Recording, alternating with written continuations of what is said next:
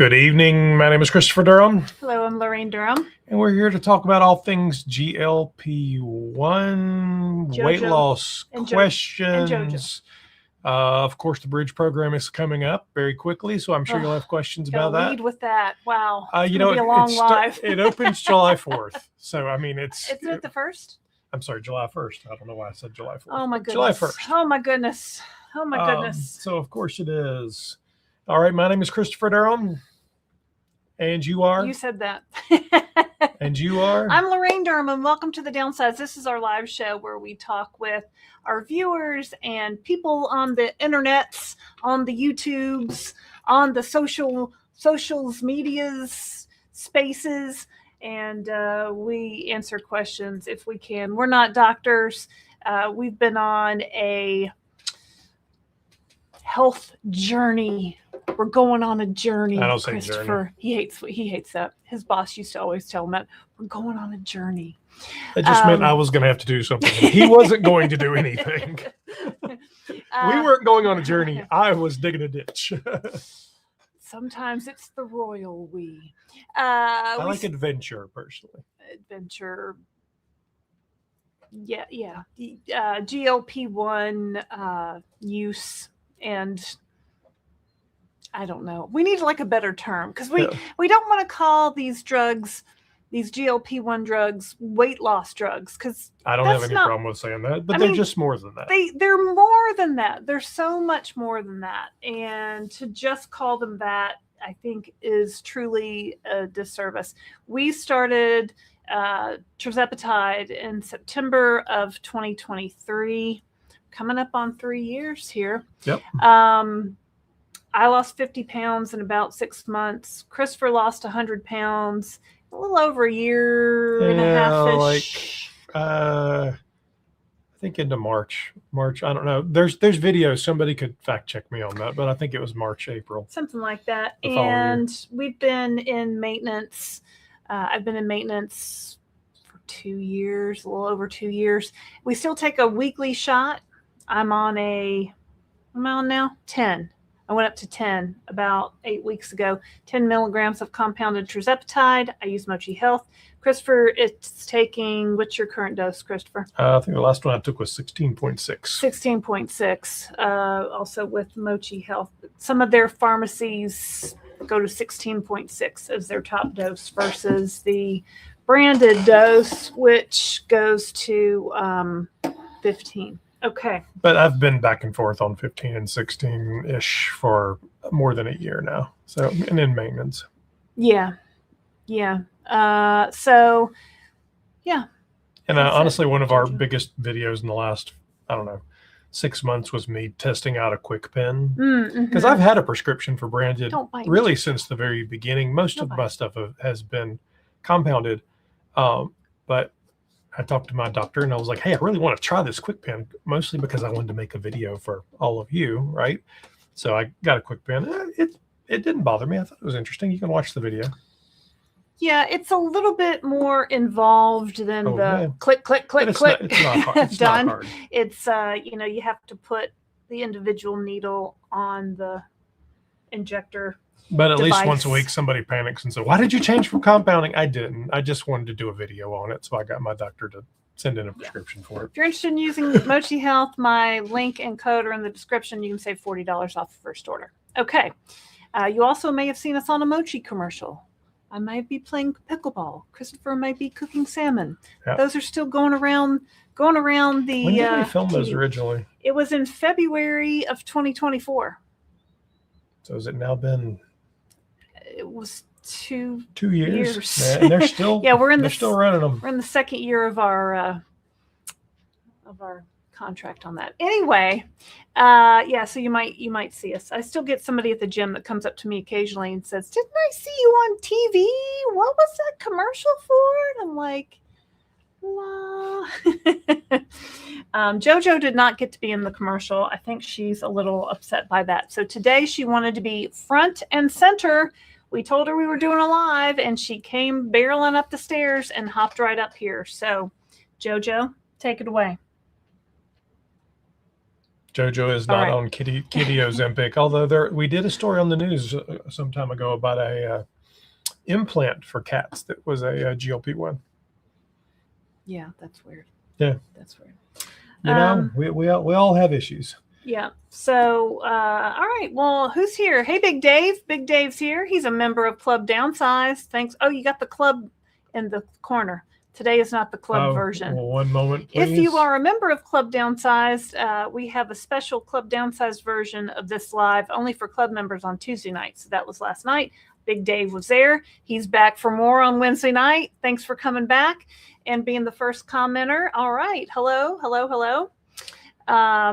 All right. There's 160 of you out there, and I'm not on the screen to see the likes. One moment, please. All right. There we go. 170 of you out there, 46 likes, which means you're falling behind. You're hurting my feelings. Hit the like button, would you?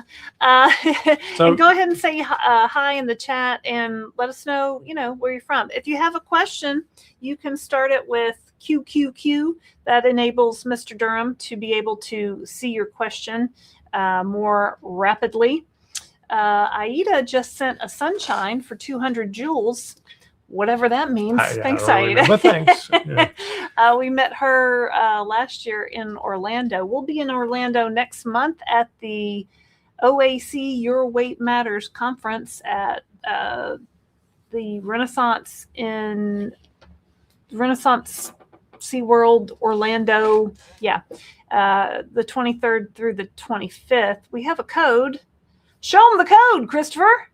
Show them the code. It's on here somewhere. You can use that code for $20 off the full registration for the Your Weight Matters National Convention.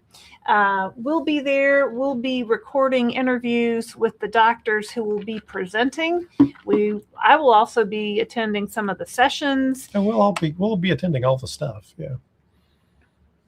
We're everywhere. We're here, we're there, we're everywhere.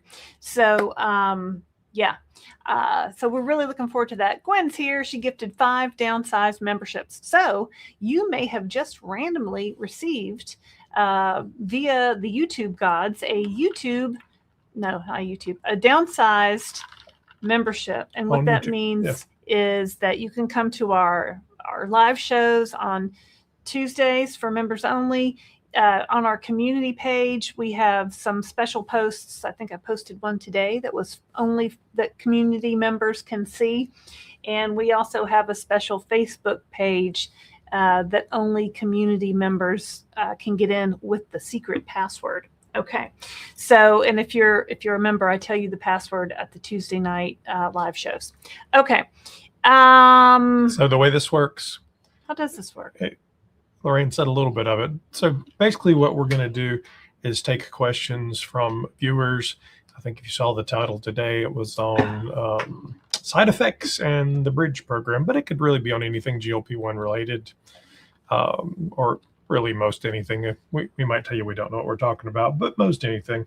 We also are happy to celebrate your wins. So if you've lost some weight, if you started the medications, if you have a new grandbaby, if you got a new car, whatever, it doesn't really matter. You put it up there and I'll give you some confetti.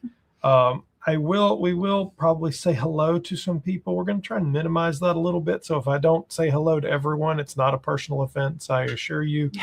It's, however, not the most engaging video. Right. We want to get right to it, Downsized. Your videos are too darn long. I want to get right to the information. Somebody told me that yesterday. Right now. Let's go to the first question. One of the commenters, it was like in the news, this news is too, what is this about? I don't understand. There's so many, you talk about too many things. You people go on and on forever. It's the news. Welcome to the Downsized, where we do what we want. This should only be shorts. I'm like, well, go to TikTok. Yeah. Oh, right. Go to TikTok. It was some guy from TikTok was like, these should be shorter. We're like, we're not, this ain't TikTok. Y'all can go back for your 3-minute videos back over to TikTok. We got more to say over here. Oh, Rose is going to be in Orlando. Thanks for your super chat, Rose. Super nice of you. I'm coming to Orlando. I'll be staying with friends in Kissimmee. Rose came on the Downsized cruise with us. It was super fun. We just did that this past June 4th through 8th. We were on the Downsized cruise. We are securing spots for the Downsized Cruise 2027. Now, we're not ready to announce all the details of that yet, but it will be in June 2027. And I feel safe in saying that this year we're going to put a cap on the number of people.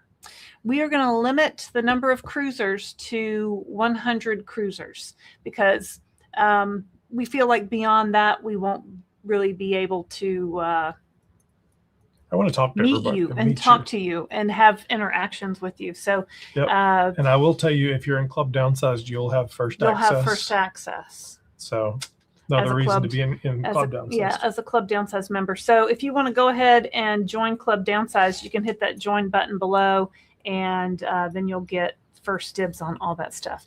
So yeah, this 2027, we're only going to have 100 spots. I guess once that fills up, we'll go to a waiting list and go from there. Now, this past cruise, we had 82 people cruising with us, and yeah, it was great. Like, that enabled us to be able to do a lot of events. It enabled us to be able to book some big spaces on the cruise ship because we had so many people.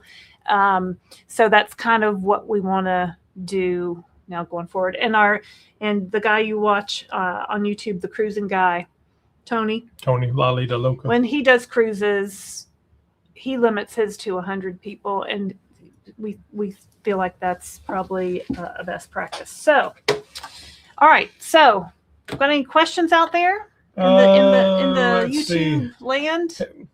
Everybody's here. Linda Bookmiller's here. Val's here. Becky's here. Oh. Be You're the Best You Can Be is here. All right.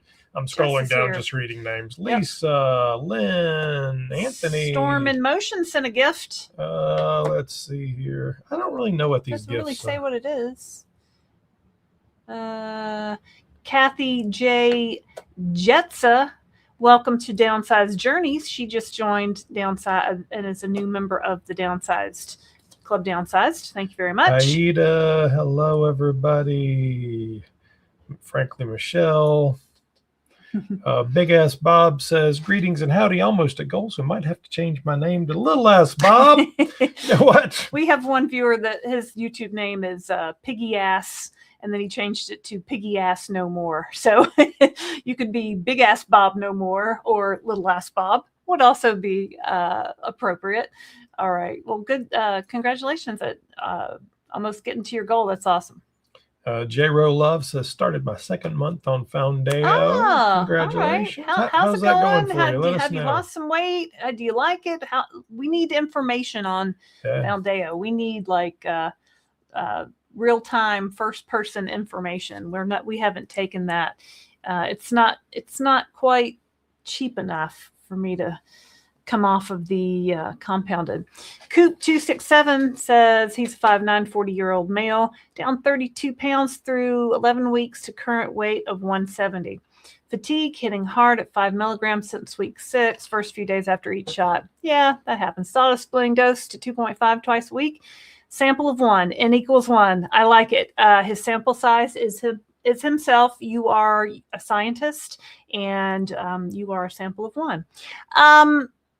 Fatigue hitting hard. You could split your 2.5 into 2 shots. Some people do a Sunday, Wednesday kind of thing. Another thing you could do is try adding some electrolytes, especially like on shot day.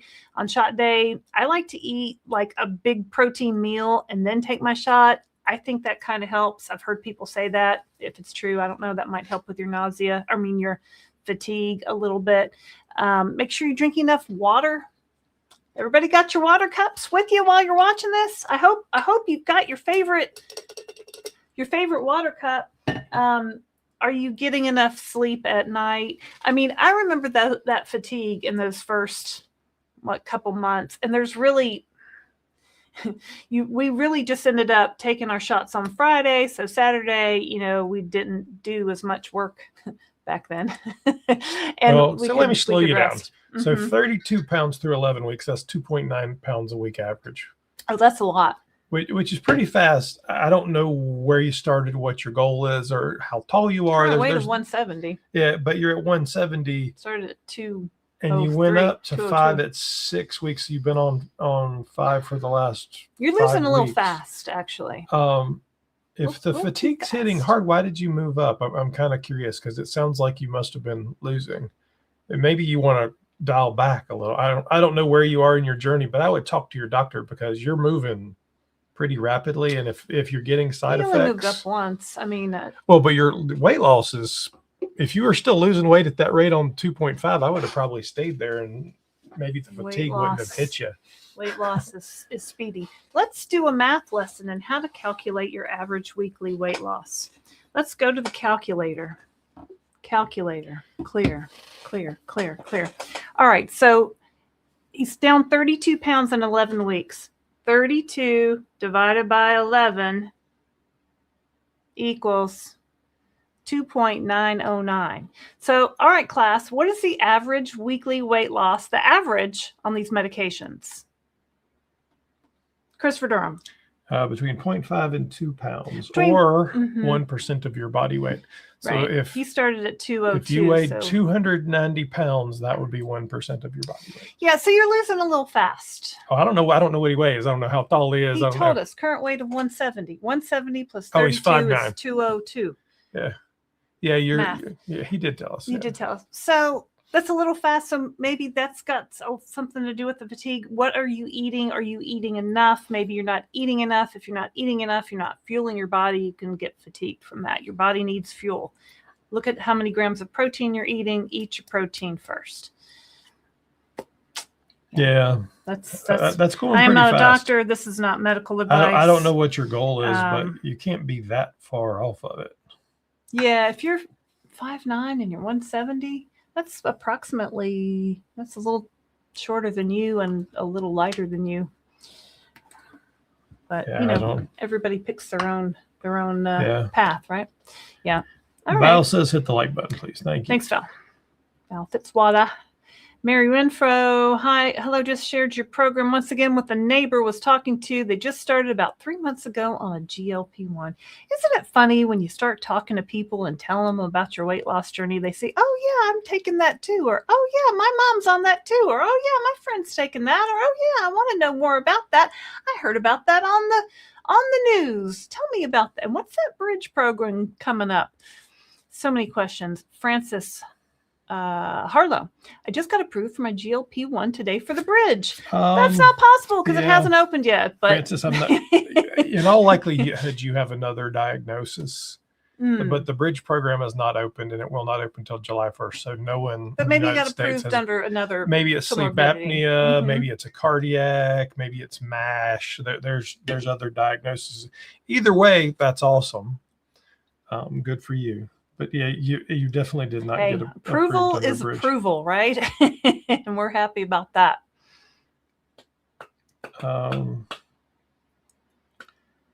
Let's see here. Here we go. Anthony's here. Did you guys buy anything interesting for Prime Day? Anthony, did you not watch my video that I posted yesterday about Prime Day? Yeah. 8 pounds of protein. That's a lot of protein. Yeah. So it's Prime Day. I think it ends in like the 26th, maybe. I made a video. Did it go up yesterday? Was that just yesterday? Was that Monday? It was yesterday. It was just yesterday. On my top picks for Amazon Prime Day. So I listed about 25 things, everything from Premier Protein, of course, because I've bought that like a gazillion times for myself, to deals on water cups, deals on exercise equipment, all kinds of stuff. So you can go to the Downsized, probably the links in the description. You can also go to our website at thedownsized.org and click the store tab. That'll take you to our Amazon store. Or you can also just go to the video that I posted yesterday, and I can walk you through the products and tell you why I like them. But yeah, today I bought the Puff Bars popped up today on Amazon Prime Day deal.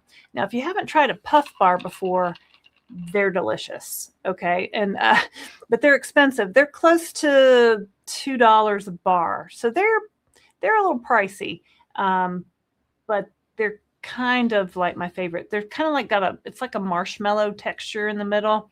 So I bought that today. I bought something else today. Oh, I bought a sweater that I thought was cute. That was on Prime Day. And, Mago 7, like Premier Protein. I stocked up on all those things. So yeah, check that out. I didn't buy any of that stuff. You bought some headphones. I bought some headphones. And a monitor. Yeah, I bought some electronics. I'm getting ready for Orlando, and I'm trying to make. I actually have a whole other setup over here for the podcast studio because I want to get everything set up because it all has to be packed to go with us. So I'm making sure it all works over here. And then I'm probably going to replace these lights that you can't see up here, but the one right here flashes like a disco sometimes. Because it's like a 10-year-old light, and that just happens. And disco lighting is not great for this, but there's some on sale. Let's see here. Patty Crabtree on 3rd year of semaglutide, tomato, and started Wegovy pills 3 months ago. Weight has stalled for several months. Well, Patty Crabtree, did you hit your goal weight? Did you lose as much as you wanted to lose? I'm curious though. 3rd year. I mean, did you continue to lose all 3 years, or how did you get to year 3? And maybe she started because great, you're going over for the January. pills. I'd love to know more of that history though, because how much do you want to lose? Where you say you've stalled? Maybe you need to switch over to the big T, tirzepatide. Could be, or Foundayo, but I don't think Foundayo works as good as the Wegovy pill, right? Although it does lose 12% of your body weight on average. Amy loses it, says, I just went up to 15 milligrams last week. I think it's harder to push the plunger on the quick pen than on the syringe. It's definitely different. Well, the syringe is just kind of smooth. Yeah, it's definitely different because I think you have to do it a few times before you get the hang of it because it rotates down the thing. So it's kind of weird, but it's not hard. Let's see. I'm not sure why dude said February of 2025. Or maybe that's when I made my goal. I don't remember. When you made your goal. That might be right. I don't know. That's funny. That's probably true. Catalyst for Health. They are incredible. What is incredible? So these GLP-1s, they are incredible and highly effective type 2 diabetes and obesity treatments with additional cardio-renal metabolic health benefits. It's a very thorough definition. Yeah, I like it. But I'll tell you the secret. If you put all that in the YouTube description, nobody will find the video. If you put weight loss in it, people will find the video. Yeah, that's true. Questions? Start your question with the QQQ. Thanks, Barb. Amy needs kitty Ozempic for her cat. Needs kitty Ozempic. Rhonda Powers. Hi, Laraine and Christopher. I've been on Zepbound since January and I've lost only 5 pounds. On 7.5. I'm also on 3 milligrams of prednisone. Daily, weaning down to get totally off. Quite discouraged. Well, and the only thing I know about prednisone is that it's a steroid and it can make you gain weight, right? Yeah. I mean, those two might be fighting each other. So sounds like you've got some other health issues that you're trying to work through there. The more I talk to people, a lot of times, I was talking to a friend on the phone the other day, and she was telling me that, she'd been stalled out at 15 for a really long time. And then she started telling me all the other medications that she was on and all the other health issues that she was having. And I said, you know what, your body, I think your body's just doing the best that it can. And I think the GLP-1 is in there. It's on board. It's working. But sometimes if you're taking all these other medications and it's maybe it just can't go as far as, I thought about that conversation because I think sometimes we forget that when we have other things going on in our body and we're sick, our body's goal is to protect us. To keep you alive. Is to keep us alive. And losing weight is not high on that list. Is not high on that list because it sees that as a problem. It sees that as you're trying to starve me to death. Right. Yeah. So, and this lady, lovely lady, but she had 4 or 5 different things that she needed to go see specialists she had for. Thyroid issues. They were all. She had some hormonal issues. Yeah. It was a bunch. And that it all affects it, right? It all affects it. You know, a lot of times when we talk to people who have type 2 diabetes and they're taking a GLP-1 to help their type 2 diabetes, we see that a lot of times their weight loss isn't as fast as the average. It's on the lower end of average because their body's trying to regulate the blood sugar. That's well, so Rhonda, let me ask you a couple of questions because you say you've been on Zepbound since January and you've only lost 5 pounds on 7.5. Does that mean you only lost 5 pounds on that dose, or you only lost 5 pounds total? I think I'm reading it total. Yeah, I don't know. I'm losing the sentence construction there. And basically, we're now 6 months into the year, and if you haven't been losing. She should. Well, I mean, I would have probably titrated up a little bit faster. Yeah.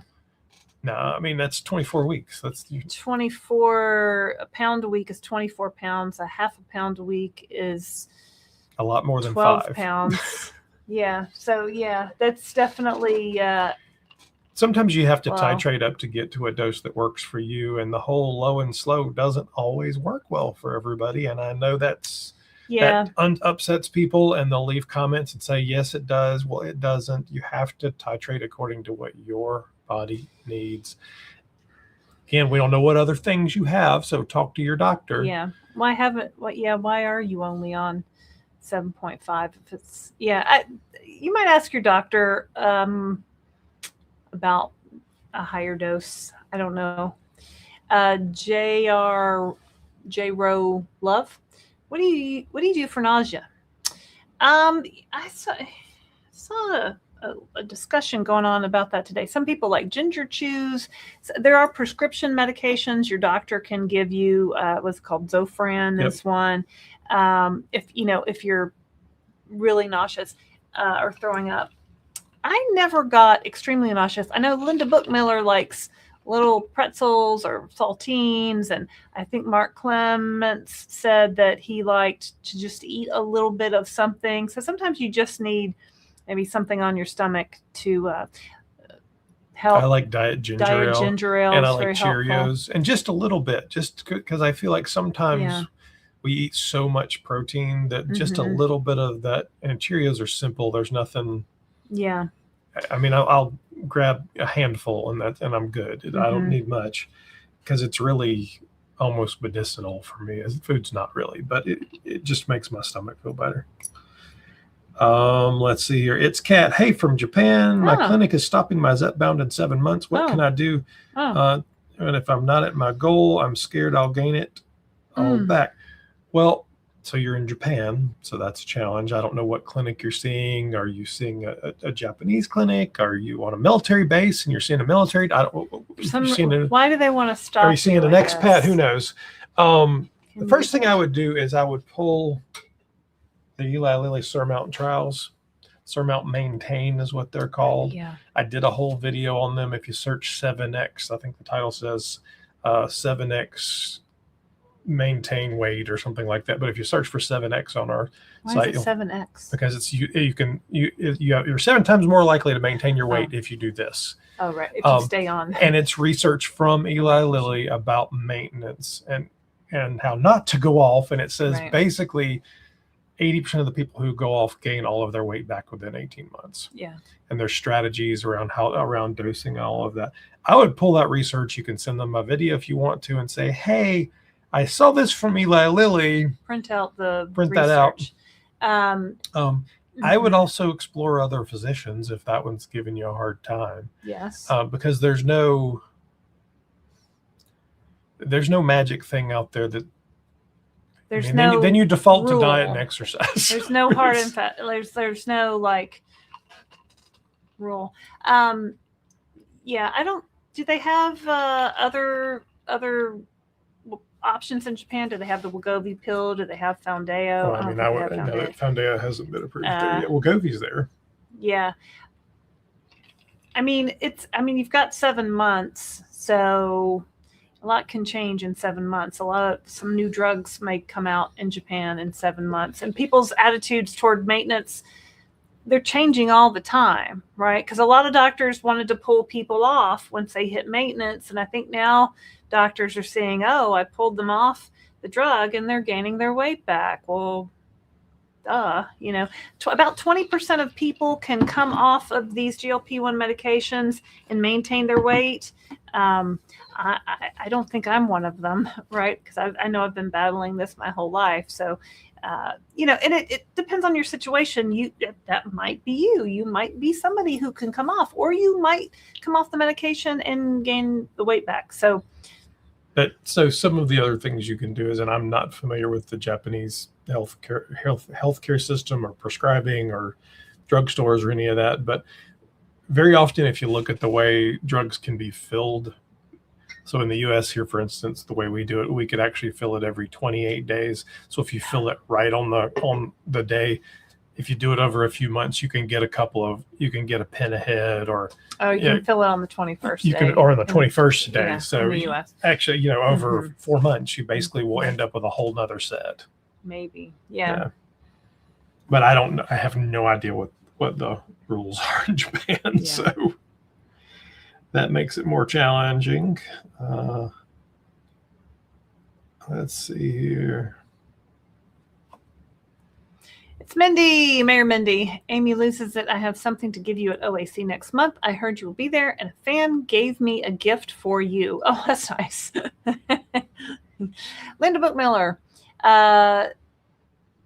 Linda takes Emitrol chewable if I'm really nauseous. It works fast. I haven't heard of that one. Thanks, Linda, for that tip. Mark Blackmore is here. Hey, fellow snorkelers. Christopher and Laraine from Mark and Teresa in Branson, Missouri. Yes. Hey, Mark. So him and his lovely wife came with us on the Downsized cruise, and we went snorkeling, and we had a great time. I think Teresa didn't want to get her hair wet or something. I seem to remember that. But we had a great time. I think she did. I think she finally maybe caved in and said, screw it. Yeah. But it was a lot of fun. And Callie says, Laraine, how many pounds do you lift when you strength train? I'm doing 8, working up to 10. Okay. So I posted on my social media today a picture of my arms, because I've been working out. Now, I don't go into the weight room. I mean, I go in there and I try to do a pull-up, but that's really all I do. And then I don't know what I'm doing in there. I turn around late. But what I do is I do some group exercise classes. And the one on Monday is strength and balance. And we do a little bit of flexibility things too. So in that class, I'm using a 28-pound kettlebell. I'm using some 15-pound dumbbells. I'm using some 20-pound dumbbells. Yesterday, we did a circuit class. So you do a different exercise at like 12 stations around the room, like 4 minutes each exercise. And I think on that one, I was using 15-pound dumbbells and 20-pound dumbbells on some of those exercises. Now, it's taken me quite a long time to work up to these heavier weights. If you're just starting, I mean, 8 is fantastic. If you're just starting, you can use 2 pounds, you can use 3 pounds, 5 pounds. A lot of the ladies in my gym get the smaller weights and they do it just fine, or if they have shoulder issues or whatever. So ask if you have an issue, like ask your doctor before you start grabbing these heavy things. But I want to be progressing. I want to see improvement, in my arms and my overall muscle mass. There's a lady that works out with me, Sandy, my friend Sandy. She's 78. She went on the Downsized cruise. She's right there with me working out on Mondays. And then there's another lady named Patty. And Patty is in her 80s and she is strong. She's this little tiny lady. And I had gotten a 24-pound kettlebell. And in the middle of the class, we're doing the exercise with it. I'm like, I need the heavier one.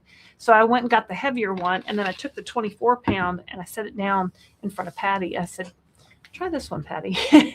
And she was like, Oh yeah, I can do that one. We're doing like sumo squats or something. So, sometimes you don't realize that you can do more, so it's always good to challenge yourself, but please don't hurt yourself. And I like the guided classes because it takes me through a series of exercises. There's a lot of things on YouTube you can look at like that. I'm very lucky that I have a gym that does these classes that are very helpful. Mindy says, Barbara won't be at the meetup, but I'll be there starting Wednesday. Well, fun fact, we were just discussing the meetup. So it's very possible that the meetup is going to move to Saturday anyway. Yeah.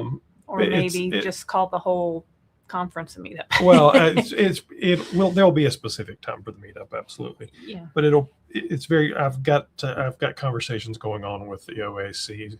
And we've had a couple of people who are like, well, I don't need to come in there on Tuesday if I'm going to be there. So we're trying to work out an easier thing where more people can attend. But there's some space in the OAC agenda on Saturday that we could do it in. So probably it's going to move there, but more to come. Yeah, I think we had originally said that Tuesday, and that's just problematic, as Christopher's saying. So don't make plans for a meetup on Tuesday. It'll be sometime during the conference window itself. Heather says, Laraine, do you use Mago 7 daily or just a couple times a week for constipation? I don't use it daily. I was using it a couple of times a week, I guess, leading up until the cruise. And then when we came back from the cruise, I started a different supplement, and I haven't needed Mago 7. I mean, we've only been back 2 weeks, but it seems to be making a difference. But Mago 7, and I'll tell you about that supplement once I have more to tell you about that. But Mago 7, it works great. If I'm constipated for 2 days, 3 days, I take 3 capsules according to the package directions at night with a full glass of water on a preferably empty stomach, and that usually gives you some relief by that next morning. And if it doesn't, take 3 more the next night, and that should do it. A lot of people talk about, I was talking to this lady in the gym about Metamucil. She's like, yeah, I put Metamucil, in my water every morning. I can't even taste it. I'm like, I just can't. I mean, if I had to, I would. I don't feel like I have to. I also like fiber gummies. I've been taking 2 sugar-free fiber gummies, 5 grams of fiber. It's like a little treat. And people say, oh, fiber can really, stop things up. You need the fiber. I'm trying to focus on fruits and vegetables too. I'm trying to get more of those in my diet. I'm trying to get 20 to 30 grams of fiber a day. And that's really hard to do. So I'm working on that. Virginia Olson. Oh, Virginia figured it out. Yay. Gifted 5 Downsized memberships. She was asking in another live, how do I do the gifting of the memberships? So she figured it out. If you've just gotten a Downsized membership from Virginia, that means you can come to our members only Club Downsize on Tuesday nights and some other stuff. So thank you, Virginia, for that. Tracy Seabolt says, question LNC, do you think you'll ever come to Ohio for a meetup? Ohio. Anything's possible. What I'll tell you is, to date, the way the location of meetups has been decided is it's travel that we were doing for other things. So we were going on a cruise, so we did it in Orlando. We had a business event in Chicago, so we did it in Chicago. We went to the OAC conference. So to date, they've all been dictated by that. It's possible that in the future we begin to add some other ones. I really enjoyed the live we did from the hotel for the cruise in Miami. Mm-hmm. There was a format where we actually did this before a live studio audience, if any of you watched it. So we're going to explore doing some of those. I don't know when or where those will be at this point, but we're going to explore some of those because I thought that was really fun, and it was a good way to do a meetup as well. I will tell you, if we end up doing those would have some sort of entry fee, ticketed price, because we would have to pay for the space to do it in. Yeah. Wouldn't be very much, but it would be some sort of space. Now, the nice thing about that is it would then give us a little bit of revenue that we could go to additional places, because really the ones we're doing right now don't cost us anything extra. We happen to be there. We do it in the lobby of a hotel. we tell you to very, come. very low key. Right. So there's no Very extra cost for it. Yeah. And we're pretty transparent about everything. So yeah, I mean, we've talked about doing, some kind of ticketed event where we do a live show and going to different locations. And we'll probably get to that point maybe in 2027, 2026. There might be some in might 2026. be one or two, but yeah. Stay tuned. Like and subscribe. Stay tuned. I feel like one pop, one or two might pop up. Mm-hmm. J. Rowe, who started the medication, says on second month, no weight loss yet. Okay. I hear people have to move up in the pills because those early doses. Oh, the Foundayo. You're having to get used to it. I think they were doing Wegovy, but maybe it was Foundayo. I don't remember. I don't remember. I think she just started Foundayo, or he. Pep with Pam. I've officially lost 31 pounds since first injection on 3/2/26. Woo! Should we calculate her average weekly weight loss? All right, let's go to the videotape. Because people, I've discovered that it's hard for people to calculate this sometimes. So 3/2, I'm going to need my glasses. 3/2, March 2nd to now is 1, 2, 3, 4, hang on, 5, 6, 7, 8, 9, 10, 11, 12, 13, 14, 15, 16 weeks. All right. So she's lost almost 2 pounds a week. Calculator. 31 pounds divided by 16 weeks gives her an average weekly weight loss of 1.9375 pounds. What's the average weekly weight loss on these medications, Christopher Durham? Between 0.5 and 2 pounds. So you're on the high end. So you're on the high end. And congratulations, you're average, right? So see, I did the almost 2 in my head. You're so good. Math. The math is mathing. The math is mathing. Yeah, I think sometimes we do math in our head and people don't know what we're talking about. And so I wanted to maybe, just spell that out. I did a TikTok where I was asking people what was their average weekly weight loss, and people would say, well, sometimes it's 3 pounds a week. Sometimes it's 1 pound a week. I'm like, average. That's just, I just want to, reinforce that. Mitsu Grace 90. Hi, everyone. CKG in here from Cool, California. Yep, a real 10.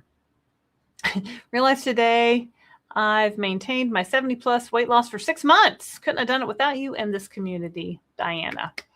Well, nice. Very nice. Let's see here. Margaret. Now, let me remember, Margaret. Mickham. I won't get it right. It's not Mitchell. Night. It's not Mickham. It's a Mycam. Mycam. I think that might be right, Margaret. If not, you can correct me. I apologize. I'm trying. It's Trump on Reddit. That's the rumor. That is the rumor. So, I mean, I'm sure you guys saw. So, if you follow Dave Knapp from On the Pen or Dr. Nadowski, Dave had a whole episode this or afternoon. Me. he was talking about it. One of the trade magazines one of the medical trade magazines reported on there's a whole thing, and Dave talked about it as well, that basically Eli Lilly petitioned to allow retatrutide to be used for, and I won't get the terminology correct, but they can petition to use it for what are essentially exigent circumstances. So even without FDA approval for need. And it was called something else. Yeah, I won't remember the language. It happens all the time with cancer drugs. Basically, with cancer drugs, people are like, I'm dying. I don't care if it doesn't work. I'm going to be dead anyway. Let me try the medicine. Well, but no, that's. I know I posted that. I can't find it now. Anyway, it's called that. And one of the trade magazines, the medical trade magazines, was speculating that based off of some emails or documents or something, that compassionate use, right? That somebody in Washington who had been on tirzepatide and hadn't done well with it, and had heart issues might be using it, and they were speculating that was Trump. I have no idea. Eli Lilly gave extraordinary obesity drug access to a 79-year-old patient. Who was it? Sources point to a single instance in which experimental therapy retatrutide was provided for compassionate use. Yeah, we don't really know. I don't know. So it was somebody. So Somebody who's 79 got retatrutide for compassionate use before the rest of the world, before it was even FDA approved. Weird. Weird, right? Yeah, I don't know is the answer to that. Somebody got it. Wasn't us. What Julio said, oh, I'm 52. It wasn't me. I'm 57. It wasn't me. So, yeah. Granny's Protein Kitchen says I only gained 1 pound on vacation last week. I walked an average of 5 miles while at the beach. That's a lot of walking, girl. Good for you. Yeah. Good for you. And that 1 pound will probably just fly right back off. Yeah, they go to the bathroom. Mindy says, non-scale victory. A1C was 4.5 today. There is no more sugar left in my body. But you're still sweet, Mindy. That's great, Mindy. That's awesome. No more. So we want to be under 5, right? Is that the like number that is good? I think it's 5. I think that's right. JoJo is just wiped out over here. She's just wiped out. Has anyone started Joe Counsel on the Wegovy pill and then switched to Zepbound shots? The Wegovy pill came out for first use in January of 2026, so it's possible. I do see some people doing it. I see it a lot on Facebook and in Reddit. I very often feel like what the conversations, they had unrealistic expectations for what it could do, though. Because you're not going to, even whether it's Zepbound, Ozempic, Wegovy pill, Foundayo, the average weight loss is 0.5 to 2 pounds. So if you're hitting within that range, the medication is working, and there's no reason to believe that switching to one of the others is going to make you lose faster, because faster is not the goal. Healthy is the goal. Well, maybe they're switching for other reasons. Well, no, but they tell you, they're like, I only lost 1 pound a week, and I'm frustrated. I want to go to Zepbound, so I'm going to go to Zepbound. It works better. And typically, what I tell people that are doing that is, if you're losing anything, if you're losing 0.5, you should probably keep going. It's cheap. Well, try it for 3 or 4. Try it for 3. It's cheaper than Zepbound. Try it for 3 or 4 months, and then get back to us and talk to your doctor, because if you haven't lost anything after 3 months, okay, time to switch. But honestly, you might want to try the Wegovy injectable too, because that is less expensive than Zepbound, and it is typically a bit more effective. Well, too. I mean, I think you need to give any medication 90 days to see if it's going to work for you, right? And we need to mention that with the Wegovy pill, it has some specific actions that you can and can't take, right? So you're supposed to take it first thing in the morning on an empty stomach with 4 ounces or less of water. And apparently the less amount of water you take, the better.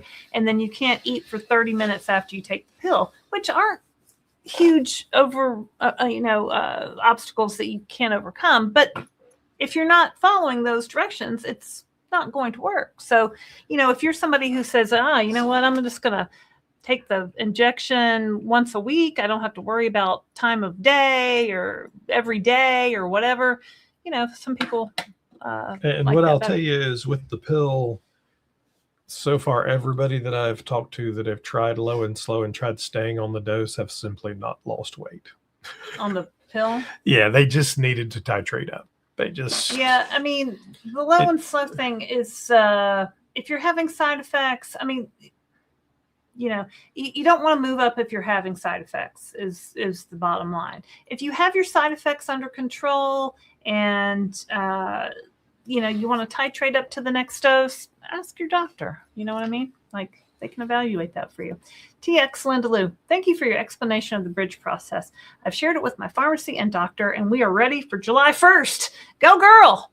I think downsizers are going to lead the way. I appreciate you. Well, thank you, Linda Lou. Christopher's made 5 bridge videos explaining it. And as new things come out on their website, he's updating every week, really. So that's good. I don't think the pharmacies, I'm glad you warned your pharmacy. I don't think the pharmacies are fully prepared. I know a lot of the doctors are trying to get prepared, and we've heard stories of people's doctors' offices. Somebody in the members live was telling us last night how their doctor's office is pushing all the GLP-1 patients to a separate division and making them jump through some hoops before they would prescribe. And, it would behoove you, if you're going to try for the Bridge program, to check in with your doctor. Maybe if you can send them an email, or if you have that ability to do that, and just tell them what you want to do on July 1st, and maybe get that going. All right. Popular question here. From Sally Newhouse, who says, we know about Lorraine's exercise routine. Christopher, do you have one? So Sally, I talk about it all the time, but exercise is not part of my personality. It's a good way to put it. It's not part of my brand, and no matter what I do, you'll never see me going, I lifted weights today. No matter what I say, no matter what you say, no matter what anyone says. But he's going to do what he wants here's to the thing. I stay active. You can see, if you watch videos, you'll see me scuba diving. You'll see me zip lining. You'll see me doing all kinds of fun stuff. And that's what I enjoy doing. Do I go to the gym? I do not. But I believe that everybody needs to do what works best for them, work with their doctor, use their human body pod scale. My human body pod scale says all of my muscle mass and my fat is perfectly average, which is exactly my goal. And me off, and it says my metabolic age is 44. Also I'm sorry, 47. Yeah. Which is I don't really know what that means, but so we all have to do what's going to work for us. Right. So don't you can come at him for it. You can berate him, you can belittle him. Y'all aren't going to make him ever exercise. I can tell you that. But when we do travel, he does do, any of the activities that we pick. He's fine to do. When we were in Amsterdam and he had to carry the 5 50-pound suitcases up 10 flights of stairs to get to the train platform, by golly, he did it. And then I was a little out of breath. Then we found the elevator once we got up to the top of the platform. Yeah, that was unfortunate. But anyway, so, I feel like exercise is good for you. Everyone should do what they can do in terms of exercise. You don't have to exercise to lose weight. You don't. It's all about the food. It's always been all about the food. Now, I've been exercising. My mom made me. All about the shots. My parents were making me run in 2-mile races as a 6-year-old child, right? I was in year-round swim teams, and I was played softball, and I ran track, and I did basketball, and I did cheerleading, and I did all kinds of you name an exercise, I have probably done it, right? Especially organized sports. But you don't have, it's not about the exercise. You can out-eat your exercise with 1 cheeseburger, with 1 cookie, with 1 donut. People overestimate the amount of calories that they burn during exercise. And we've got our smart devices, and they kind of give us an estimate of the calories that we're burning, but they're not, don't rely on that, right? You can't really, don't say, oh, I just burned 300 calories doing a aerobics class, I can eat that back. Nah, I would encourage you not to do that. That being said, staying active is good for you. You should do what you're capable of to the best of your ability. Okay. Beyond that, what I would say is, and I mentioned the human body pod. We have a human body pod. I weigh on it every day. Gives you a great snapshot and shows you your muscle mass, shows you your water, shows you all of those fun things. As everybody knows here, we're sponsored by the Body Pod. It's an 8-point scale that really gives you a lot more look at it. Here's my Body Pod. Okay, I don't know if you can see this. So what does this say? Age 57, metabolic age 61, height 5'5". Fat percentage, right arm 26.4% high. My left arm and right arm, it's telling me my arms are fat. See, my metabolic age is 47. Does my arm look fat to you, Body Pod?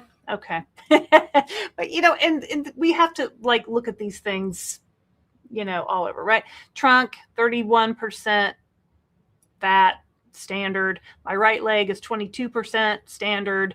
My left leg body fat is 21%, which is low. So my right leg has slightly more fat than my left leg. Now, if it was off by a lot, like that might be something like if you're having a pain or something, it might, you might be able to point to something like that. It does say my left arm is fatter than my right arm. Not much, but a little bit.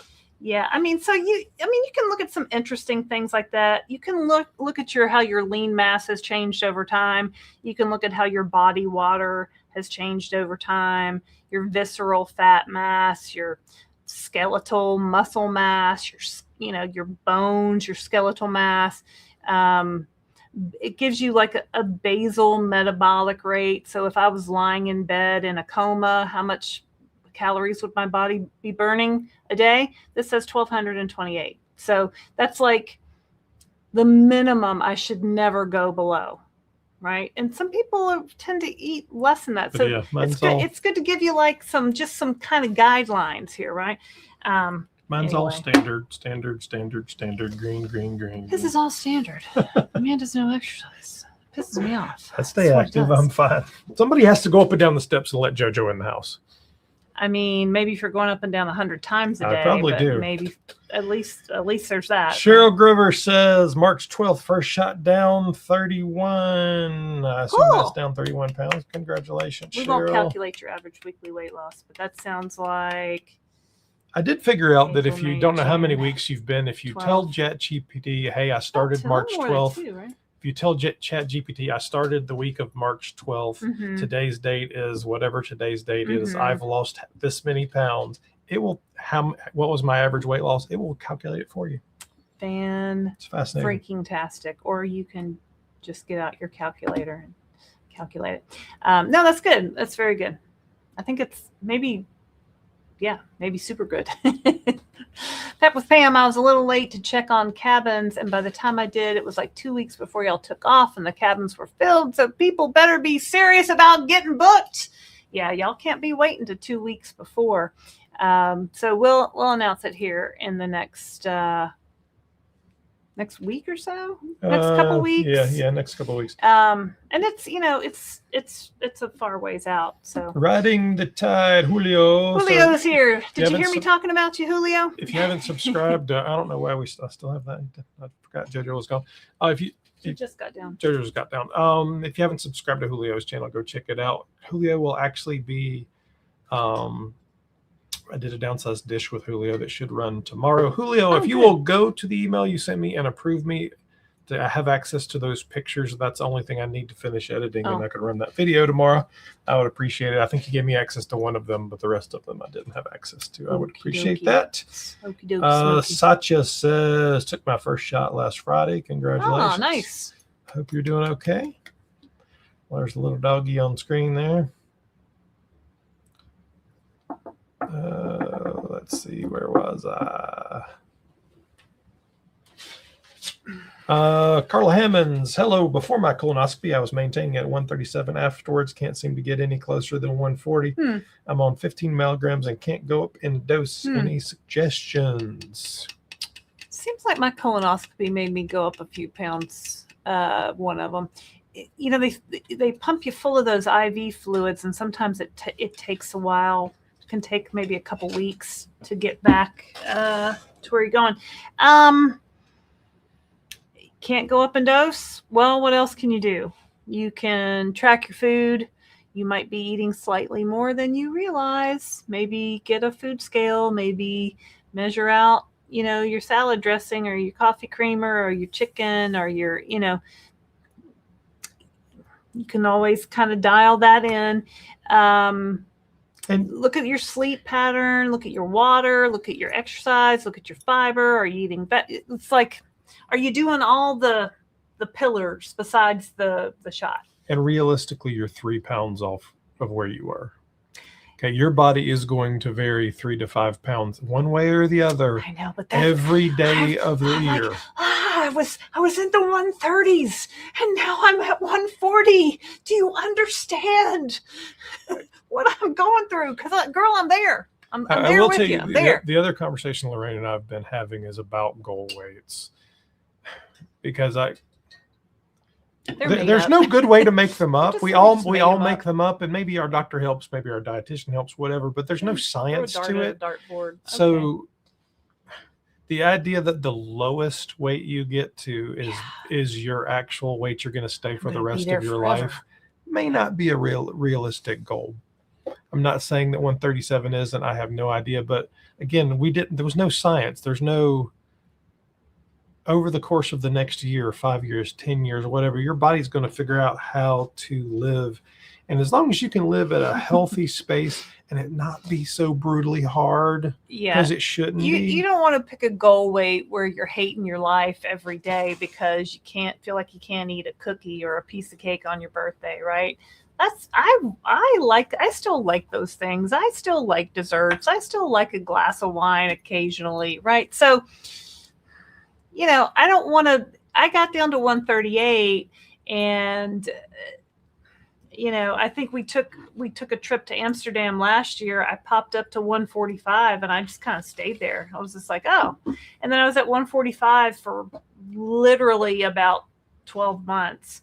And then now I've kind of crept up now. I think this morning I weighed, let me tell you what I weighed exactly.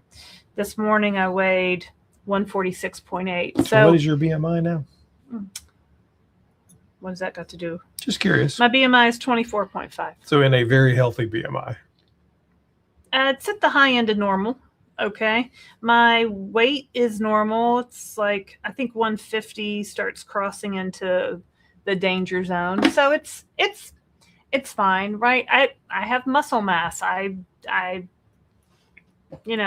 I have other things on my body that are taking up space. So that's fine. It's kind of going to be, you're going to have colonoscopies, you're going to have travel, you're going to have things that you're going to fluctuate in probably about a 5-pound range. So you kind of, and if you want to work on, if you're 140 and you want to get down a pound or two, well, focus on it. Do all the things. Track your food. Eat in a calorie deficit. Drink your water. Eat more protein. Like, if you really want to dial in, girl, we can dial in, but I don't want to live like that. I don't want to live every day of my life like I can't go off this path, because was trying to do that for Weight Watchers for years, and that never worked out well. Lamb Cobb says, I'm taking my 30th shot tonight, down 37.7 pounds, hitting maintenance soon. Woohoo! It's great. 30th shot. So she's a little over a pound a week, right? Yeah. Let's do the math. 37.7 pounds. 37.7 divided by 30 shots. 1.256 pounds per week. Good job. You can do Pam's as well. First, Pam Robert, first time with your live. Have been on Ozempic 3 months now, down 26 pounds. 3 months times 4 weeks per month is 12 weeks. 26 pounds divided by 12 is like 2.1 or something. Yeah, it's a little over 2. So good. So you're awesome. Outperforming the average, Pam. Yeah, that's very good. So we will give you some. And now some months have 5 weeks, and some months have, 3 months is kind of tricky. I used to count in weeks. I counted in weeks for a long time. And when I say a long time, I mean, I can tell you now that we are in week, haven't even updated this one. We are in week like 142 or something, if anyone cares. Thank you for your super chat, Jess. Be you. You are the best at it. Exercise is not part of my personality. Excuse me, sir. Will that shirt be sold on the site? I appreciate how genuine you both are. Yeah, that I've never heard him say that before. No, that was off the cuff. Sorry. Yeah, he's sometimes he just comes up with these zingers, right? And you know what? In Sunshine Cleveland, bless you, Christopher. Thank you for your super chat, Sunshine Cleveland of $9.99. You know what?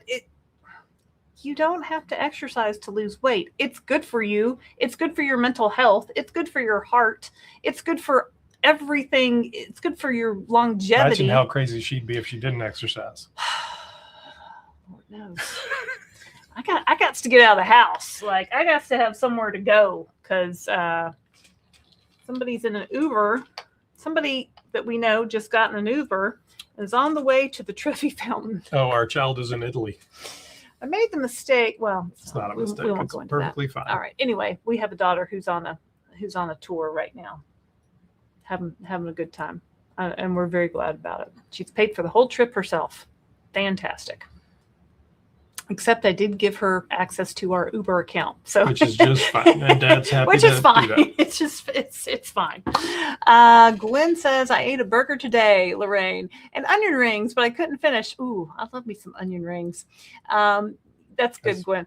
So it works. Yeah, and sometimes and this is my eat a cheeseburger theory, right? It's kind of calorie shifting. It's calorie confusion. So if you're eating in a low calorie, low Monday, Tuesday, Wednesday, Thursday, Friday, Saturday for weeks at a time, your body adjusts very well to that low amount of calories.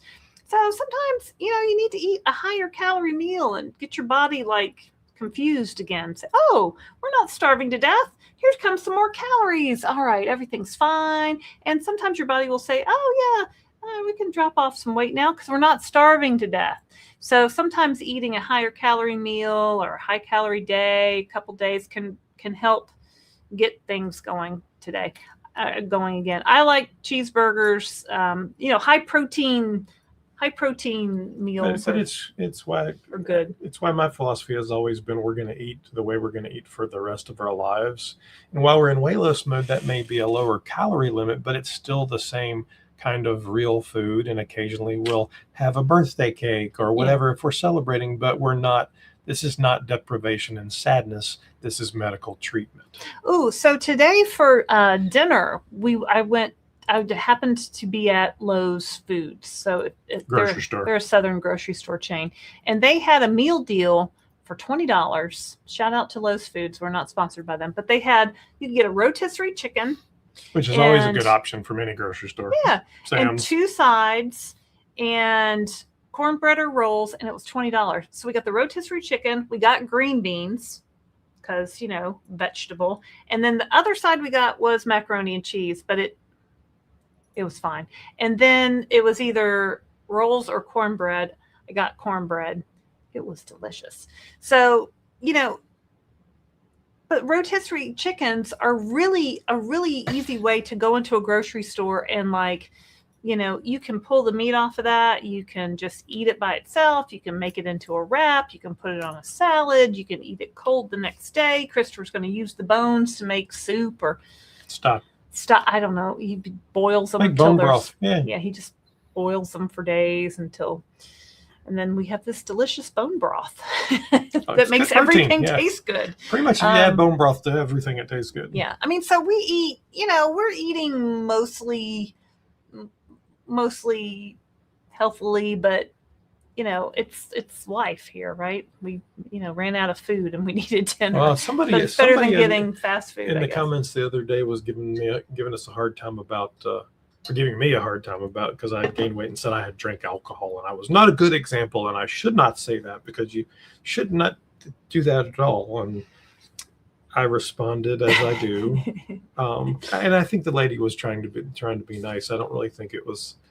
I'm like, this isn't about perfection. We don't block anything. We don't stop. We don't say no carbs. We don't say no alcohol. Do we minimize all of it? Absolutely minimize all of it, but you have to work it into your lifestyle. This is a medical treatment. It's not a diet. Right. I mean, pre-GLP-1s, let's find a couple bottles of wine at the grocery store every week. Well, I think she thought I was getting plastered or something. And I'm like, and do I ever do that? No. I've never drank much, honestly. Post-GLP-1, I don't remember the last time I bought a bottle of wine at the grocery store. Maybe when I was going to book club because it was my turn to bring wine or something like that.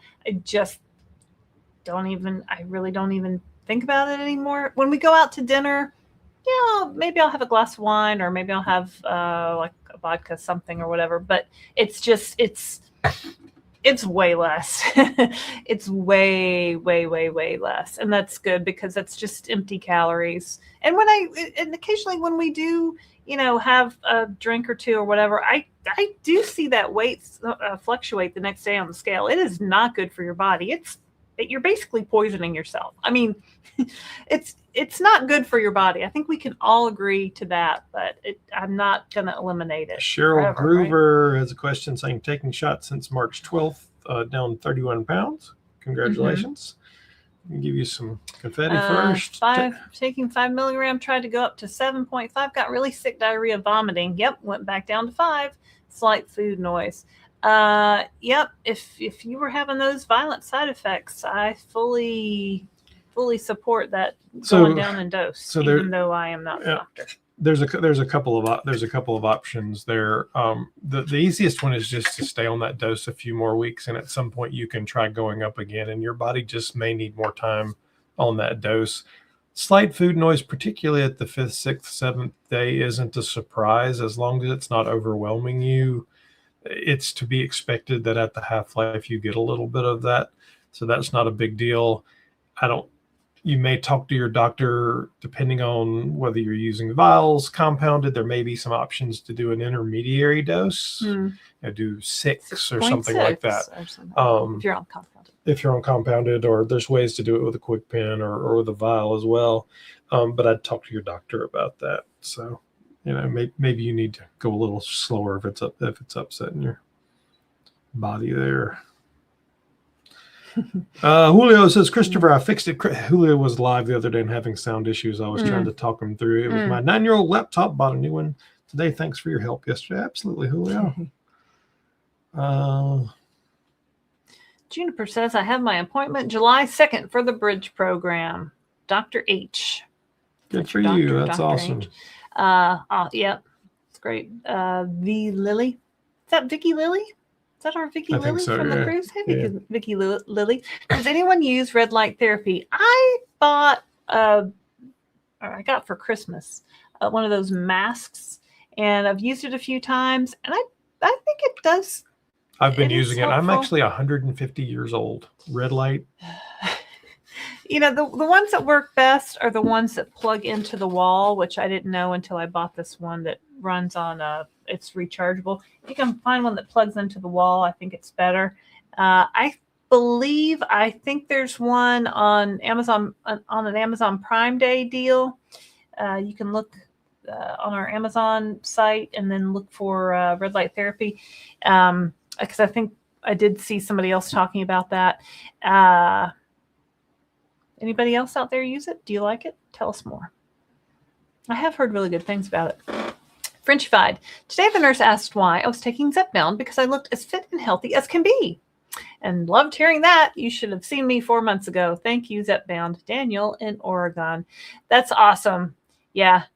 Why are you taking? You don't need that. You don't need that. What are you on that medication for? Somebody commented that the other day. They're like, you people don't need to be taking GLP-1s. And I came back. Have you seen my before pictures? And said, well, we've lost 150 pounds between the two of us, and we're working with our doctor and the latest research. And the lady very nicely came back and said, I'm sorry, I was being an ass. Don't you come for Christopher Durham. He will. I'm not going to be mean to you, but I'll tell you like it is. I'm not mean to anybody, but no, you're not mean to them, but you're gonna let them know. I think sometimes people don't realize that we read the comments. Christopher reads every single comment, and if there's a mean one, he'll take it out before I see it because I'll get my feelings only the ones that are really mean. Occasionally they get like really rude, and that's not a conversation. No. That's don't be rude to my wife. But he does read them all, and I read a lot of them.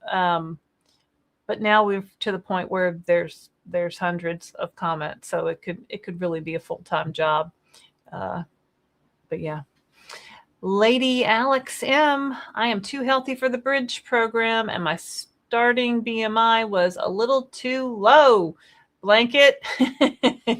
Well, they have to start somewhere, but good for you that you're healthy. Yeah. So congratulations on that. Susie says, not a Puff Bar fan. Can do. I think they're gross. That texture just grosses me out. I don't like it. Yeah. I also like the David bars. I like the Bear Bell bars. I also got one, it used to be fiber one. Now they changed it to protein one that's in the grocery store. If I see those on sale, those are very candy bar-like. They're more treat-like. They're not really got that great of stats, but sometimes you just need a little treat and you don't want to go too far off the rails. Laraine, you're so funny. Oh, thanks, Paula. AC. Love your videos. Christopher, waiting anxiously for July 1st for the bridge to begin. Dun, dun, dun, dun.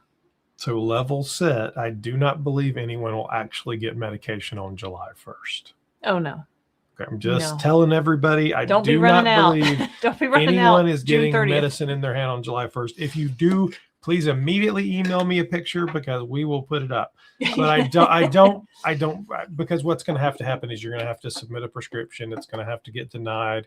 They're going to have to review it for 72 hours. Your doctor's going to have to submit the authorization. That's going to be reviewed. That takes 72 hours, 72 hours plus 72 hours. You're at the end of the week at best. Provided the whole website doesn't. Assuming there wasn't 2 million applications. Mm-hmm.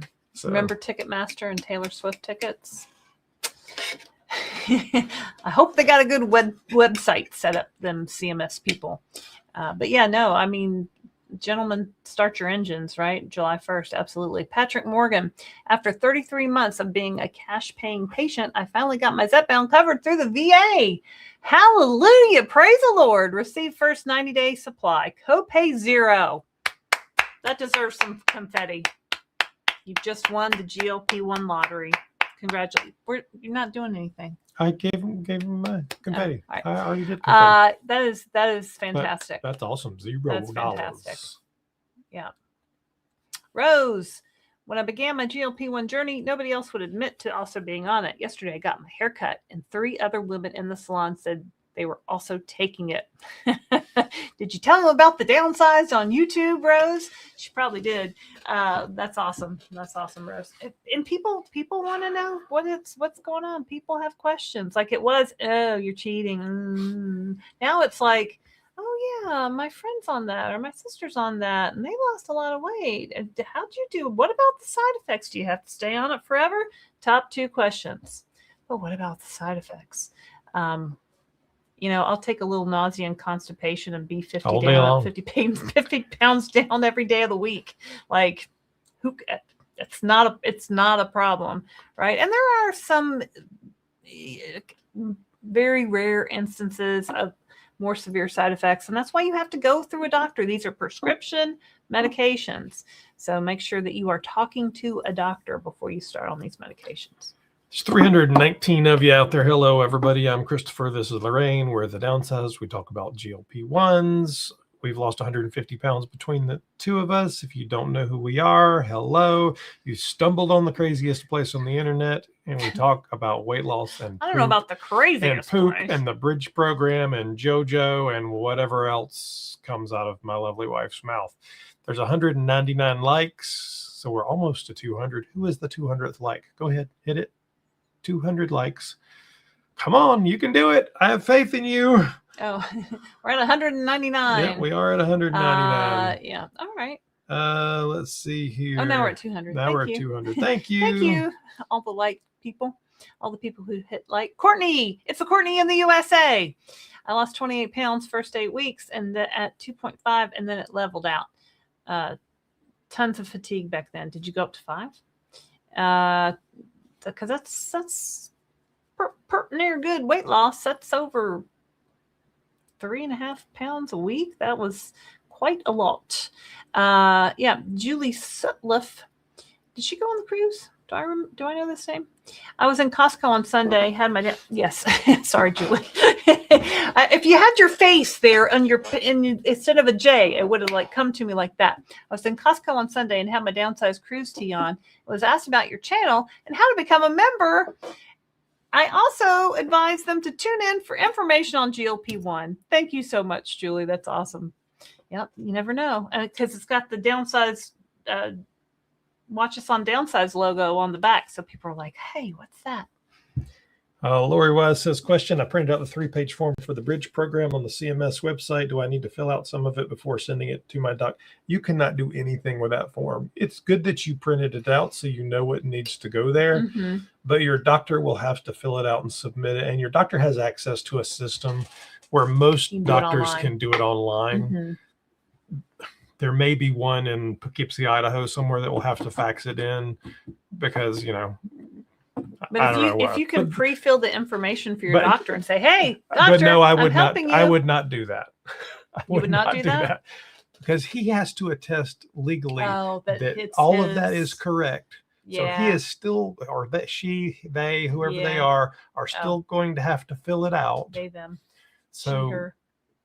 No, you don't need to do anything. Okay. No, you need to make sure that you I want to help. What can I do to help my doctor? You can just make sure that you're telling your doctor it's important and that that they have the answers to the questions GLP-1 ASAP. But no, there's really nothing you can do with that form. Oh, all right. Well, I would have printed it out and filled it out too, Lori. I would say I would be, trying to be helpful. Joe Bracamonte. Curious to know, when people say they have stopped losing weight and the medication is not working, if these people track their macros to assure they continue to be on a calorie deficit. I don't know, Joe. And Joe, it's not necessary to track macros either. You can count calories without macros. And I think I've said a couple times, even in this live, if you're at a top dose and there's nowhere to go up, and what can I do? Look at what you're eating, track what you're eating, measure what you're eating. It's all about the food, because you've probably inched up in your food a little bit and not even realized it. When, I had Kashi cereal this morning. I'm weighing out my 56 grams of cereal because if I don't look, I've got 90 grams of cereal. I've got almost twice. And then it's not that much of a difference. So, yeah, you can track macros, you can track your protein, you can track your calories, you can track all the things. And when I get if I see my weight start creeping up a little bit, I'll go and track for a few days and make sure I'm not eating more than I think. I think the challenge of that conversation is it becomes a dangerous conversation that slides into blame. And what we know is obesity is a disease and it's not your fault. So while we can certainly help ourselves, and absolutely we should be, when it slides into the, well, you're eating too much kind of conversation. I'm not saying you're eating too much. I'm just saying. It's why, and Joe and I have had this conversation before, because my first question is, well, tell me about your titration and your dosing and tell me about your medical history. It's not, tell me about your macros. If you're on the top dose and you are stuck, then what else are you going to do? Maybe you're not sleeping, or maybe you're constipated, or maybe there is something else. But 9 times out of 10, I'm going to say it's the food. But, I am not a doctor. Okay. Marlene says, if you knew your channel was going to be successful, would you change your channel name, or what was the runner-up? Do you remember? We did talk about some different names. We wanted something that was not specifically tied to any particular one thing, like tirzepatide or GLP-1 or shots, because you know what? All that's good. 5 years from now, there's going to be 100 other medicines. Well, and so, to give you a little bit of my background, I've essentially been in branding and marketing for the last 30 years and have worked for a couple of big retailers and worked at agencies and done a lot of brand development, naming, marketing, all that kind of stuff. So I treated, even from the get-go, and it drove Laraine crazy because she's like, what are you doing? This as a project that I was doing for a client at a major company. So there was a whole branding and positioning deck. There was naming proposals. I don't remember what they were, but companies spend thousands and thousands of dollars to name. And I've worked with major Fortune 500 companies to do some of that work. So, and I went through, and it was basically, I think, the opportunity for these medications with an addressable market of 74% of America is larger than we can imagine. So I wanted to speak to everybody, number one. I also believe that the science was moving rapidly, and that while Zepbound didn't even exist at the time, right? So Mounjaro, Ozempic are great right now, that in 6 months, a year, 5 years, there will be other options, so that if you tied yourself to that, well, you might be if you'd use Ford Pinto in your name in the 70s, today it wouldn't be so great.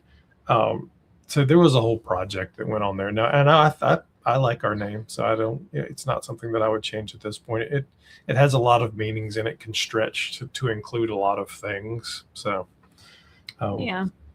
No, it's the downsized people. Well, our first cruise, people kept asking us, "Do you all get laid off of your job or something?" And you decided to go on a cruise together.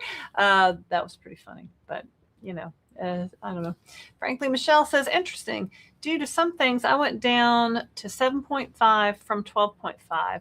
Weight is fine, but I notice I have to convince myself more to work out. Oh, really? Still love it, but the oomph was less. I mean, you've been working out hardcore too, Michelle. I mean, you've been going at it like pretty much every day, right? Zepbound does so much more than, yeah. Did it ever affect my workout motivation? I think the more I saw the weight loss, the more I was motivated to work out. Like, you know what I mean? Like, you kind of get on a roll sometimes. I don't know that when I went down in dose, I was necessarily less motivated, but my motivation to work out has ebbed and flowed over these past couple of years. Sometimes it's 3 times a week. Sometimes it's 6 times a week. Like, it just depends. It's Courtney in the USA, 56.9 pounds down, and the weekly average is now 1.7. Started 11/7/25 in maintenance since 5/21/26. Well, that's fantastic. Congratulations. 1.7 average weekly weight loss. You're right in that average range. Good job. Conversations with Sheila. Question: Hey, I'm on the lowest dose now in maintenance, and I'm still losing weight, but I'm diabetic and don't want to go off. Any suggestion? Diabetes is scary, so this is where we say we're not doctors. Yeah. I can tell you talk to your doctor. There are some strategies that you can discuss with them to try. The first thing I would say is, are you eating enough? Because if you don't increase the calories and you're still in a calorie deficit, well, guess what happens? Are you placing blame on the patient now, like you just said a minute ago? No, it's not a matter of that. It's a matter of this is a maintenance. It's a matter of this is a maintenance strategy. Yeah, and in maintenance, you can adjust your medication, and you're at the lowest dose. So that's not a strategy unless you can use compounded or something else. Yeah. There's no way to go below 2.5 unless you use a quick pen, and really you need to talk to your doctor. You're a diabetic. Yeah. Your A1C should come first. Yeah. So we're going to assume you've talked to your doctor and that's the right dose for you there. Then the other strategies are, well, what is your movement and what are you eating, right? Well, you have to increase calories when you go into maintenance. You just do. There's no... Yeah. If you're still in a deficit. And maybe that increase in calories is an extra glass of Fairlife milk, or it's a snack of apples and peanut butter at 3 p.m. You know what I mean? Like it's a healthy protein, increase your protein, right? Get some more calories in that way. The other thing I would say is look at what you're actually eating. So are you eating real food? Because if you've been eating protein powders and diet foods and all of that, that doesn't stay in your stomach very long. It doesn't give your body a lot to digest. It doesn't produce as many natural GLP-1s as your body could if you were eating whole foods. Is that true? That is very much true. Does my body know the difference between a protein bar it does, and a piece because of chicken? The longer it takes to digest, the more it GLP-1 produces. I mean, I thought GLP-1 was just the naturally producing thing that tells my brain I'm full, right? And my connection But somewhere. Do you know how quick that liquid protein goes through your body? Very quick. But is that? Yep. I'm going to debate you on that. I think it produces no matter what you're eating, and yes, it lasts for 5 minutes. It does, and it just extends the release because it has to digest it to get it out. Well, that could be true. We need to fact check him every once in a while. He doesn't know everything, right? He doesn't exercise. What does he know? Stay plenty active. Thank you. Tiny Love Bug says, "How do I get rid of myself for burps? Someone asked why my breath smells like farts. Yikes!" Well, aren't they special? Aren't they rude? Well, I hope you told them why, or made up a good story anyway. Sulfur burps. What do you, Tums? I don't know. What's the best thing for those? I never had them, so I'll defer to the viewers there. That's not a thing. I think Sarah said she was having them the other day. She did have them. Yeah. Anybody got a good sulfur burp remedy? Put it in the chat. I always have Tums on hand, so that kind of like takes up some of that acidy kind of feeling. Maybe a Pepsid or some kind of medication like that. Marlene Lyra Mareo had 2 of my neighbors tell me that I look great and called me and my hubby the hot neighbors. When? Oh, good for you, girl. That's awesome. Well, yeah, I wonder what they were calling you before. No, that's awesome.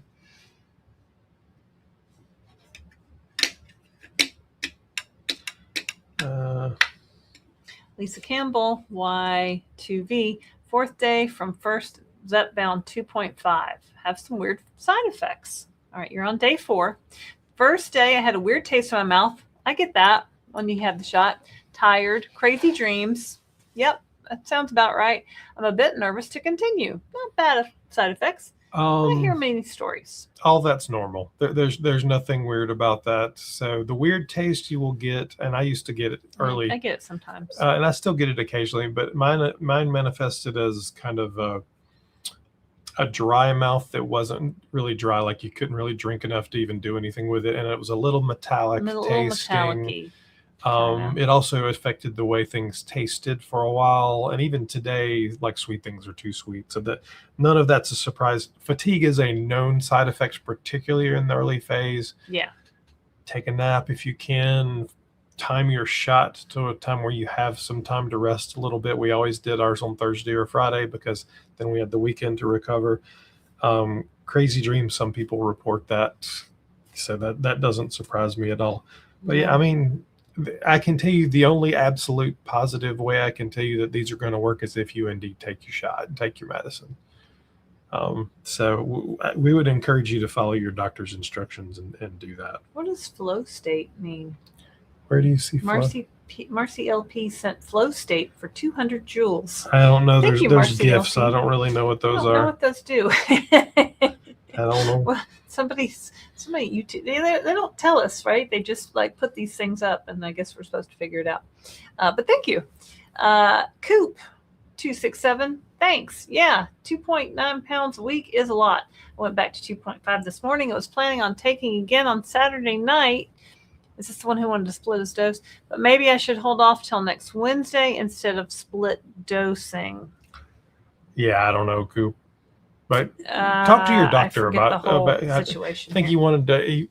Coop was losing very quickly. Yeah, I think that was I just go to 2.5. I just drop it down and do that weekly and see how that goes. Yeah, honestly, that's what I would do. Yeah, because if you split your dose, you're not really going down, right? If you're doing 2.5, that's 5.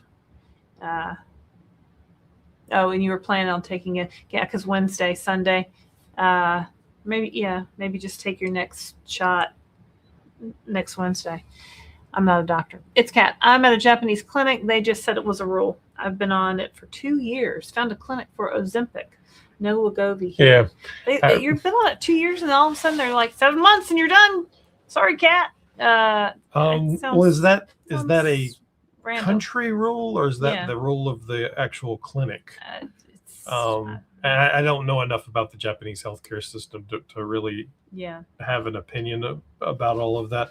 But I would just if it's the rule of the clinic, then I would go find another doctor. If it's the rule of the country, I don't know what to do then. I mean, I'm not one to promote the gray market, but well, I don't even know. And there may be a telehealth that could help you because there's telehealth almost there. Well, I don't know. We don't know. So. Yeah. I mean, if you can find another doctor that might be more. Do you have obesity medicine certified doctors in Japan? I'm not sure how that would, but that's what I would tell somebody here. I would tell them to find they're saying they said it was a rule from what my husband said, as I can't speak Japanese. I found another clinic, but they're more expensive and only Ozempic and Mounjaro. Well, Ozempic, Well, I thought you were taking Ozempic. Well, yes, she is. Yeah, I think you're going to have to shop around and find another clinic or a doctor than if that one. Yeah, I don't. That must be very difficult to live in a country where you don't speak the language or can't even read the alphabet. I had a friend in high school named Keiko, and her parents were from Japan, and her mom spoke very little English, but she could make some amazing Japanese food. So we'd always go over her house for dinner.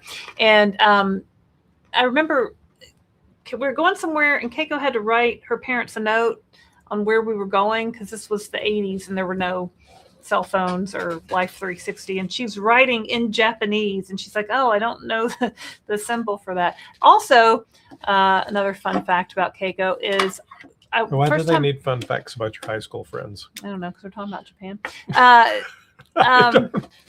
Keiko, I said, why is your dad like yelling at you? And she goes, what do you mean? We're just talking. I said, well, he sounded like, rah, rah, rah. She goes, that's just how we talk. I was like, oh, all right. Say hello to Ari. Ari Houston, how's the marathon training going? I'm pre-diabetic on Zepbound, down 85 pounds, BMI down 36 to 22, A1C down 6.2 to 5. It's all good. My brother, type 2 diabetic on Mounjaro, down 90, A1C down from 11 to 5, same height. Both met weight loss and diabetes remission goals. Woo! Ari and brother. Is your brother a runner too? That's cool. Good job. 85 pounds down. You got your type 2 under control. I mean, that's fantastic. Fantastic. Anthony, it took me a year to be able to use 15-pound weights with my noodle arms. These arms are my goal. I've been working on this for a long time, like a really long time. Like before COVID, I was going to like a CrossFit type gym that was run by a former Panthers NFL football player and his wife, who was an Army airborne jump out of parachutes Army person. And they like had me ramping up in weights like all the time, because they were more like on you as you did their exercises in their gym. And then COVID hit and the gym closed, and I didn't work out with weights for like 2 years. So I kind of had to start all over again. So it's just a process, and it takes time, but good for you, Anthony. 15 pounds is amazing. So, everybody starts, you got to start somewhere, right? And you just do a little bit more every week or every month. I wonder if they will let you use a room in Orlando. We have the Claston conference. Yeah, I don't think we probably won't do a live in Orlando like we did for the cruise. There's too much going on there. But we have the podcast space that I'm hoping there'll be some space for some cheers and people could actually watch. Which would be fun, but we'll see. And they're very open. This is a huge hotel, so we'll have plenty of space. We can chat and talk to people. Well, I looked and saw that if you want to park at this hotel, it's like $44 a day. So we don't want people to have to come and then go and come and then go. So anyway, it's expensive. Orlando's expensive. Everything's expensive. Lori Wise says 2 months on Wegovy with gut issues. Now on Zepbound 5 milligrams for 1 month with no issues. That's good. That's good. I have lost 23 pounds. Now have a broken foot. Oh, and it's slowing down my movement. Mad face. Well, you know what? You gotta let your foot heal, right? So that stinks. But you know what? Just you don't have to exercise to lose weight. It's good for you and all that. And I totally endorse it 100%, but just focus on what you can do. Let your body heal. Joe Council, I started on February 3rd, 2026. So 20 weeks. I just started with Wegovy pill, just switched to Zepbound last week and have lost 40 pounds in 20 weeks. Quick, Christopher, how many pounds a week is that? I can't do that. 2. It's 2. 2. I like y'all figuring out the number of weeks for us. 2 times 20. And I like that we're having these conversations, right? Because it's really normalizing what people are actually losing per week, right? It's a pound. It's 2 pounds. It's and 2.5 if there's somebody pounds out there that's only losing a half a pound a week, you may feel like it sucks and you wish you lost 2 or 3 pounds. That's okay. Put it up, because you know what? You're still succeeding. You're still winning. You're still doing it. You're still getting healthier. We'll give you confetti. Joe Council. Darium's here. Darium! It's Darium. The Durhams are excited to answer your questions. Please start with the QQQ so they can see your questions. Well, Darium is one of our fabulous moderators. Thank you for your help, Darium is on TikTok, and he's on... Are you on Instagram, Darium? I think he is on Instagram. Is Darium coming to Orlando?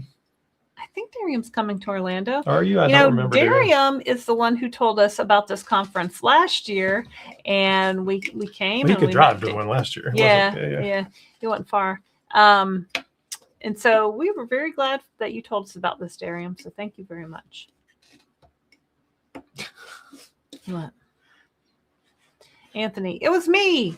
They gave me the Redditrumptide. Oh, that's funny.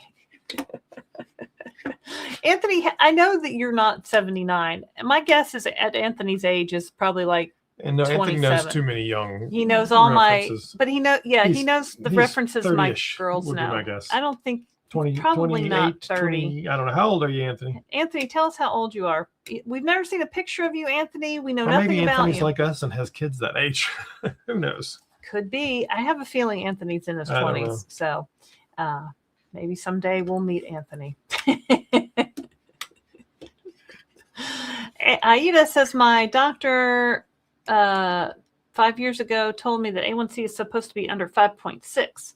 Now I've heard doctors say under 6. What? My goal is under 5. I'm so close. 5.3 in March. I think that's pretty good. Are you Googling it right now? Not that. I was Googling the next question. Now, one moment, please. Oh, I've always heard 5. I've never, but I'm not a type 2 diabetic. I've just know what y'all have said in here and some research that we've come across in the course of our YouTubing. V Lily 1468 question: are you familiar with corglutide? I looked at it. I think this is the one that Dave was talking about on the pin today, that he found on Amazon somewhere. That's an over-the-counter pill supplement. He was like, I don't know if this works, but they seem to have some research. I've never heard of it. To my knowledge, there is no over-the-counter medication that performs anywhere near what semaglutide or tirzepatide do. No. If it exists, please somebody tell me and show me the research and tell me how much weight they've lost. But show me the money. It's not. I would not spend the money on it. I can tell you that. Yeah, no, I think everybody's racing to get a piece of this pie, right? Everybody's labeling their food with how many grams of protein they have. They're calling it something Tide. They're calling it,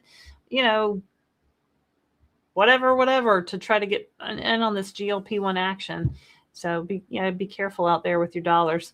Coop says, how can the average weight loss in these studies be a range? Mean, median, and mode would all be one number. Because the average weight loss in the studies is actually listed as 1% of your body. It's not, when you look at the actual data, they're listing weight loss percentages, and then they'll show it as a pound weight, and as you see the curve go up and down, it's this little space here. With the average is the mean, right? The median is the middle number. So if somebody lost 1 pound and somebody lost 100 pounds, and then they line up all the weights in between, whatever's in the middle, that's the median. And then the mode is like the most common number, right? I think I don't know, but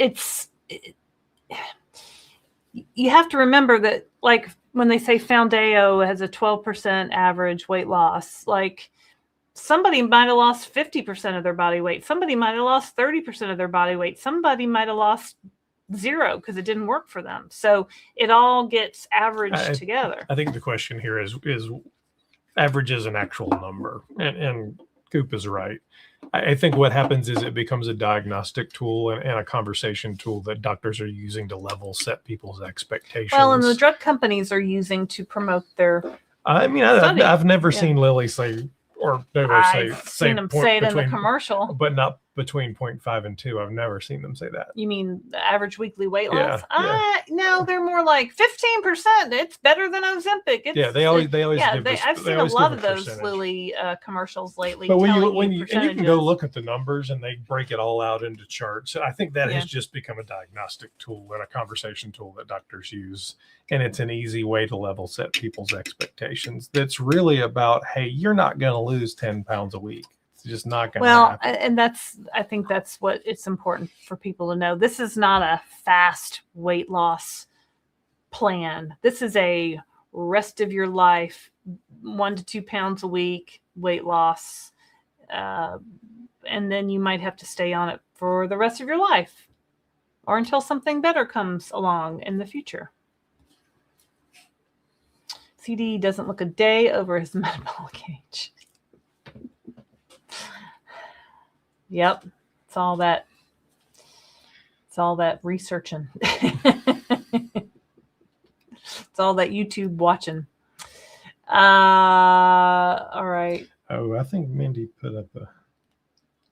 Oh, Mindy got it. Thank you, Mindy, for your super chat of $4.99. Mayor Mindy says A1C level below 5.7% is considered normal. 5.7 to 6.4% indicates prediabetes, and 6.5 or higher typically diagnoses as diabetes. Thank you, Mindy, for that. Mindy's a type 2 diabetic, as she has told us before. So, yeah, thanks for that. I guess I just had that 5 number. Rose is being a teacher. Rose says, sorry to be the teacher, but there can be more than one or even no mode in a set of numbers. You are correct. There's only one mean, median, and range. Thanks, Rose. That is well beyond my math knowledge, I will tell you. Christopher, Rudy doesn't go to the gym, but he wants to know if you play pickleball. That's a great question. I don't, but I would, and we have. We have. It's just... I'm not opposed to it. The problem is she likes to go, the gym that she goes to is full of little old men who think they're at the Olympics. And I don't really know what I'm doing. And I don't want to get... I think I actually said Wimbledon, but yeah. And I don't want to go play with the little old men who take it that seriously. I don't care that much. I signed us up for a class. But I would be happy to play. Signed us up for a class. And I went and took 2 classes with you. 2 days. Yeah, we did 2 classes on the... I signed up for a class. There's actually a video of us taking a class very early on. Of 6 Tuesdays. I signed us up for a Tuesday morning class. I can't do that. I got to be making videos. Because I go to work every day, and she signed us up for a class that was a time that only retired people would go to. That's when they offered it. I'm not. And the answer is I would like us to play pickleball. I'm happy to do that more often. Yeah. I set it up, and a lot of times I set it up, and then he decides that doesn't work for him. So schedule something during a work day when I'm working, I'm not going to do that. It's kind of like this is our work, in case you haven't noticed. Yeah. It's kind of like a off-campus work location. Anyway, we'll get back to it at some point, maybe. Or at least I will. I've took a couple classes at the gym and played sometimes with the old people in the gym, and they do take it very seriously. And I'm not completely sure of the rules. Like when to go up and when to go back. I was confused by just keeping score, and then they're like, then it doesn't count if you say the score wrong, and I'm like, yeah, I'm out. I don't care that much. Yeah, but I am happy to play. Once I do it, I get it, but it takes a minute. Michael Melman, pediatrician here in Southern California. I had an interesting observation in practice. It was too long to send in chat, so I sent you 2 an email. Okay, cool. Look forward to it. Should we read it right now? You can look.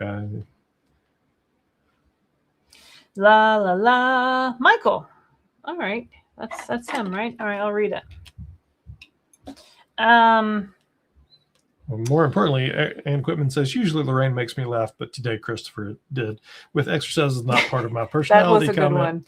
I'm going to steal that, Christopher. I do weight training, but I hate exercise. Yeah, I know what you mean. So this person says, as a pediatrician in Southern California, one of the biggest challenges I face when trying to prescribe GLP-1 medications for obese adolescents or overweight adolescents with comorbidities comorbidities isn't just insurance coverage. Ironically, obtaining insurance approval is often easier than gaining parental acceptance. Many parents are understandably hesitant about starting their child on what they perceive to be a weight loss drug. I frequently spend a significant amount of time educating families about obesity as a chronic disease. Thank you. Thank you, sir. Rather than a consequence of lifestyle choices. Many still view obesity through the lens of willpower, motivation, or parenting, rather than recognizing the complex biological, genetic, hormonal, and environmental factors that contribute to it. When parents hear weight loss medication, they often envision a shortcut or cosmetic treatment rather than an evidence-based therapy. I think most people envision that. I have found that reframing the conversation around obesity as a chronic disease is often the turning point. One analogy that resonates is, quote, we would never tell a child with asthma to simply breathe harder. I've heard that analogy before. Nor would we tell a child with diabetes simply to make more insulin in your body. Despite these discussions, it can still be an uphill battle. My goal is never simply weight loss. It is reducing the risk of long-term complications, type 2, high blood pressure, other things, psychosocial burden. Many adults are begging to be put on weight loss drugs, but it's ironic that we are often begging the adult parents to consider GLP-1s for their children.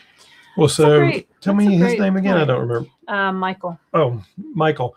So I did an interview with Dr. Evan Nadler, who is a obesity certified specialist and has, according to him, has done more bariatric surgeries than anybody else in the country and has been in this space for, I don't know, 20 or 30 years.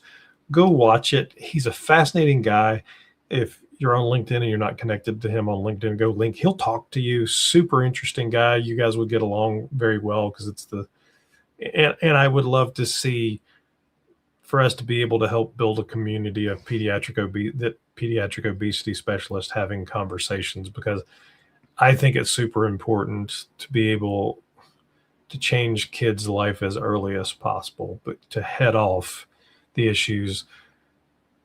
Honestly, at this point, and I've talked to a couple of parents over the last few weeks, and it's even reframing the comorbidities as complications of obesity. So it's not that these things magically happen alongside obesity. In most cases, or many cases, they happen because of obesity. So, and you listed some of them there, right? Type 2 diabetes, which is increasing in kids. Even asthma has some connection to it. There's a lot of stuff that happens there.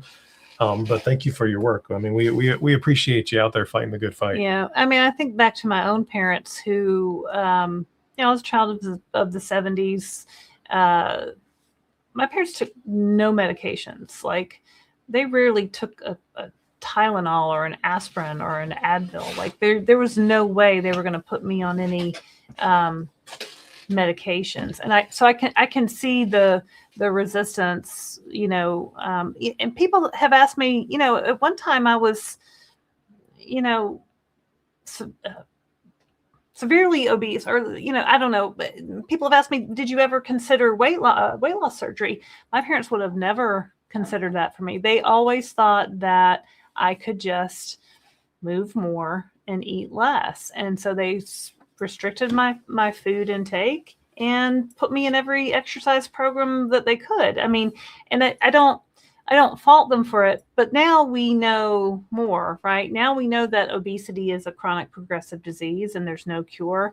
And, it would have been amazing to have these GLP-1s available to me as a child. We've helped our own children to get started on these. So it's very important work that you're doing, Dr. So if Michael, you'd like to come on and you. do an interview, we would love to have you. I would interview a doctor every week if I could get them.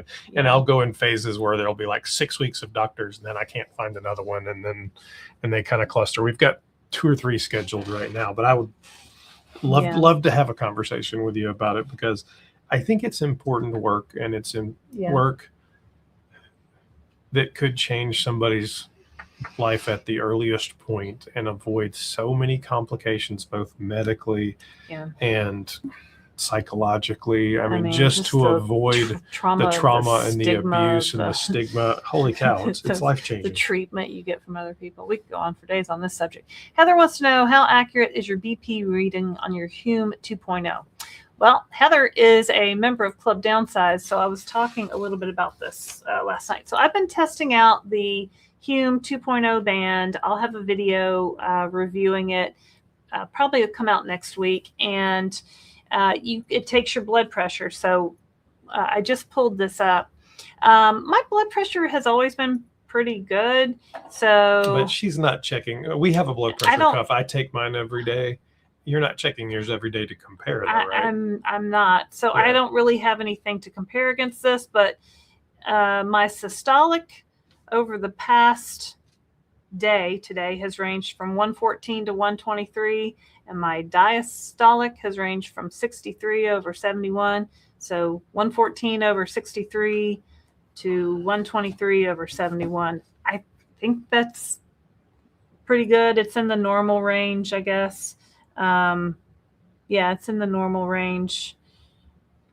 I mean, I could double check it against if you're really wanting to monitor your blood pressure, like I would get a blood pressure cuff. Christopher checks his with his blood pressure cuff regularly. We have one in our GLP-1 Amazon store. There's one on sale for Prime Day in our Prime Day GLP-1 store. So if you're, in fact, that one was better than the one I have. I almost bought it. Yeah, if there's something specific that your doctor wants you to keep an eye on, like this is just one piece of all the things that this is doing, and I don't know that it's the best at that one particular piece, so I can't tell you. Yeah. Lavender Cat, as of this week, I'm 1 year at my initial goal, 50 pounds down, and 6 months at my revised 60. Feeling in the groove. Never thought I'd get to feel this good at 66. Well, congratulations. That's great. Yeah, I got to 50 pounds down. Thought, maybe I'll go 10 more pounds down. So that's fantastic. That a picture of you as a small child. Ari Houston says, question, wouldn't the goal weight be a clinically objective biomarker measure, including the subjective feel-good measure? What would that? How would you determine that clinically objective biomarker? Like, who determines what? I mean, I've absolutely seen a million charts. I mean, right? I say it all the time, and you should be, as part of getting to your goal weight, you should be, going to your doctor, having a regular checkup, getting all of your blood run, getting all of the stuff done, and looking at those numbers and making sure they're good. Those numbers don't necessarily mean that you're at your goal weight. They just mean that you're at an average healthy number for blood pressure, for A1C, for whatever. Then you have to layer in, well, how do you feel? So is that a part of it? Absolutely. Is there a way to say this is the number? I have never seen one. I mean, I've gone by Weight Watchers charts. I've asked my doctor. She looks at me. She goes, how tall are you? 5'5"? 160. That's not scientific. And that, and for, we're not doctors, but for my doctor to just say an off the cuff number like that of something that she knew was so important to me, kind of like, whatever. So it's you and your doctor should come to a range. I'd say give yourself a 5-pound range of where you think you can maintain your weight and where you can live your life. I think the other problem with a goal weight is, particularly for somebody, I was 100 pounds up. The weight that I got to the last time I saw it was 1986. Oh, yeah.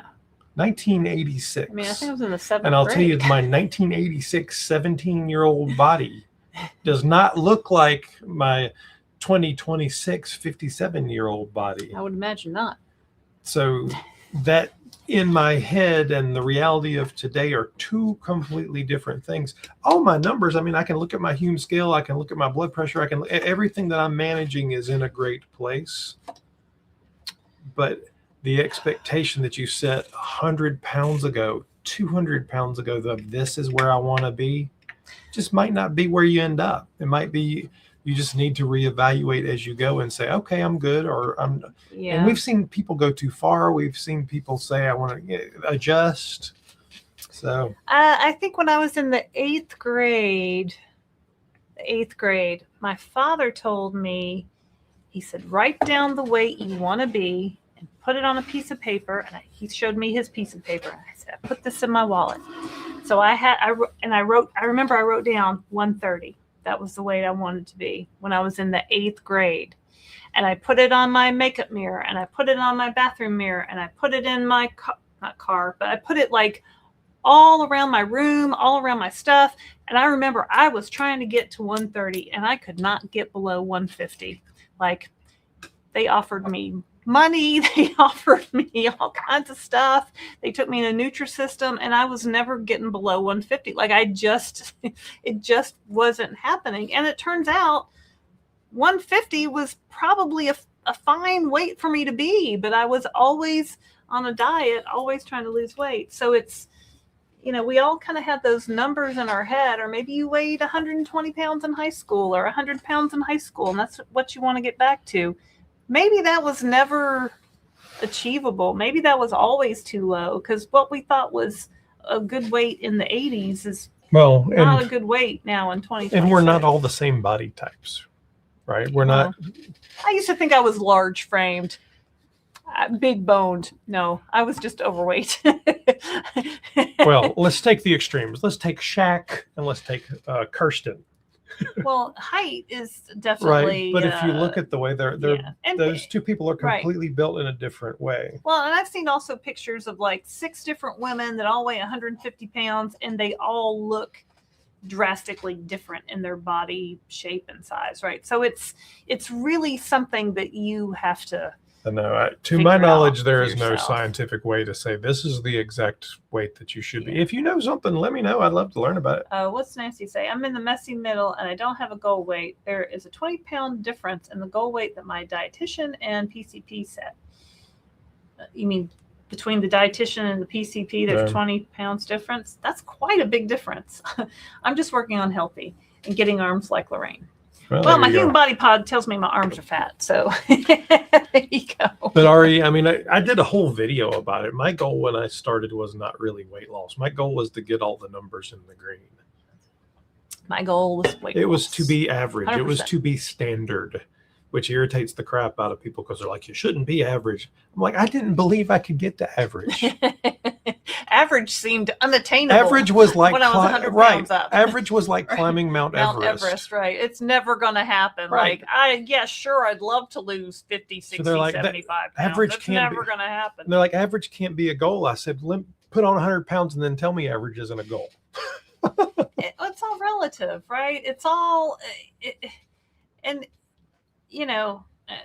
everybody's got to figure out for themselves, right? You're an expert on yourself. You need to be an expert on yourself, where you feel the best, where you're the healthiest, what your goals are. It's just something we all have to figure out for ourselves.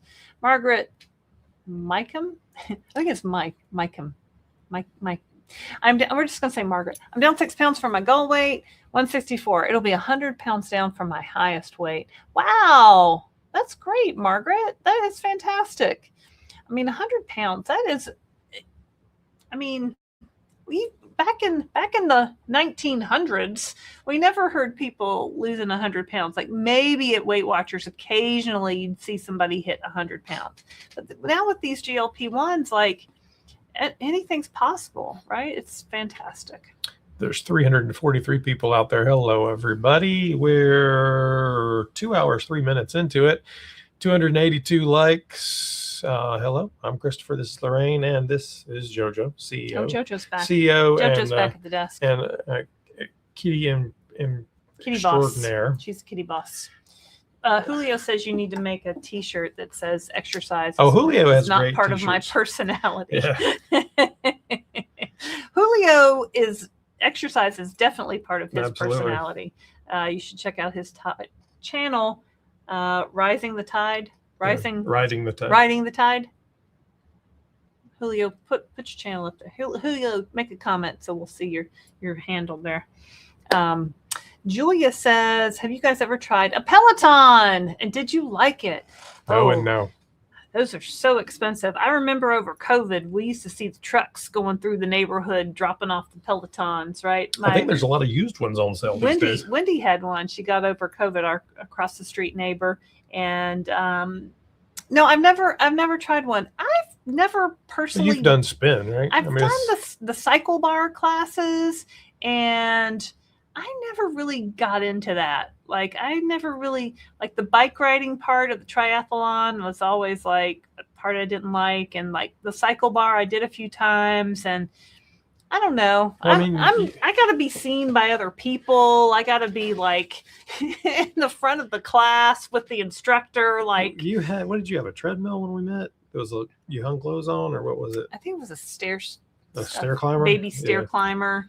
Yeah. If nobody sees me doing it, I don't like it. I have to have feedback from others, from the instructors. I like the community of people. I know everybody's names in the class. I like to know, all the social parts. So yeah, me in my room by myself on a Peloton with an instructor yelling at me through the screen. That's not me. But a lot of people like it. Like our friend Adam has an exercise bike, and I think it's not a Peloton, but then he gets the Peloton app. App that he can ride along with the people. So yeah. 9 Live says, I love the long videos. Well, thank you. That's good. I can tell you, I look at the analytics on a weekly basis, and lots of people do. So no matter what people say, that's just fine. Billy says, how many suitcases are you taking to Orlando? I don't know yet is the answer to that. Probably not as many as we took. Well, it'll be a lot. So it'll be a lot, because it'll probably be 2 full cases of camera and lighting equipment. I think we can take 6. Yeah, we can take 6 for free. Well, I have status, so we can take 6 that are included. And then it'll be our clothes, which are probably 2 more. And then we'll take, you want a suitcase with clothes, right? We don't need to take more than we took on the cruise. Well, you need 2 for clothes, probably 2 for cameras, because I'm taking more camera equipment. And then at least 1 more for other stuff to give away, bags, lanyards, what have you. Yeah, we haul around a ton of stuff. We'll probably have at least 4 or 5 bags. So we've learned how to navigate airports, getting the carts and getting, having cash for tips to get porters to help us, and checking bags at the curb and paying the fees. It just eliminates a lot of back strain. Mindy Gross says, can't thank you enough, Laraine, for the tips on the Prime Day deals. Oh, well, good. I received my Premier shakes by the case today. Me too. And I'm waiting for my Fairlife protein shakes tomorrow. Yeah, I just put the Fairlife in that on the list this morning. I saw them pop in there.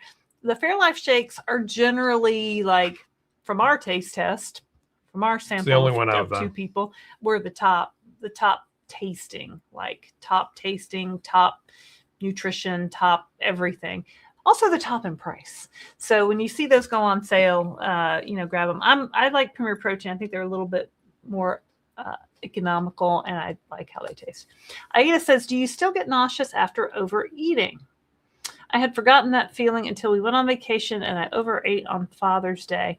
I don't know that I ever really did, honestly. I would get an extremely uncomfortable, full feeling, like there was a hammer sitting on my chest. And overeating would be a stretch, like particularly early. Like it might have just been like, I'm full and I shouldn't eat 2 more bites. And those 2 more bites were like brutal.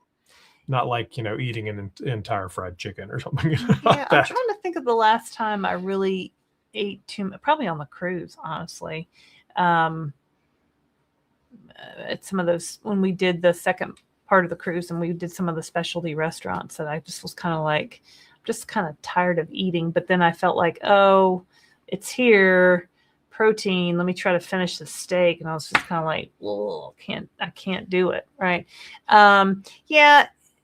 A lot of times, even now, like I look at the portion of food and I have an opinion about it.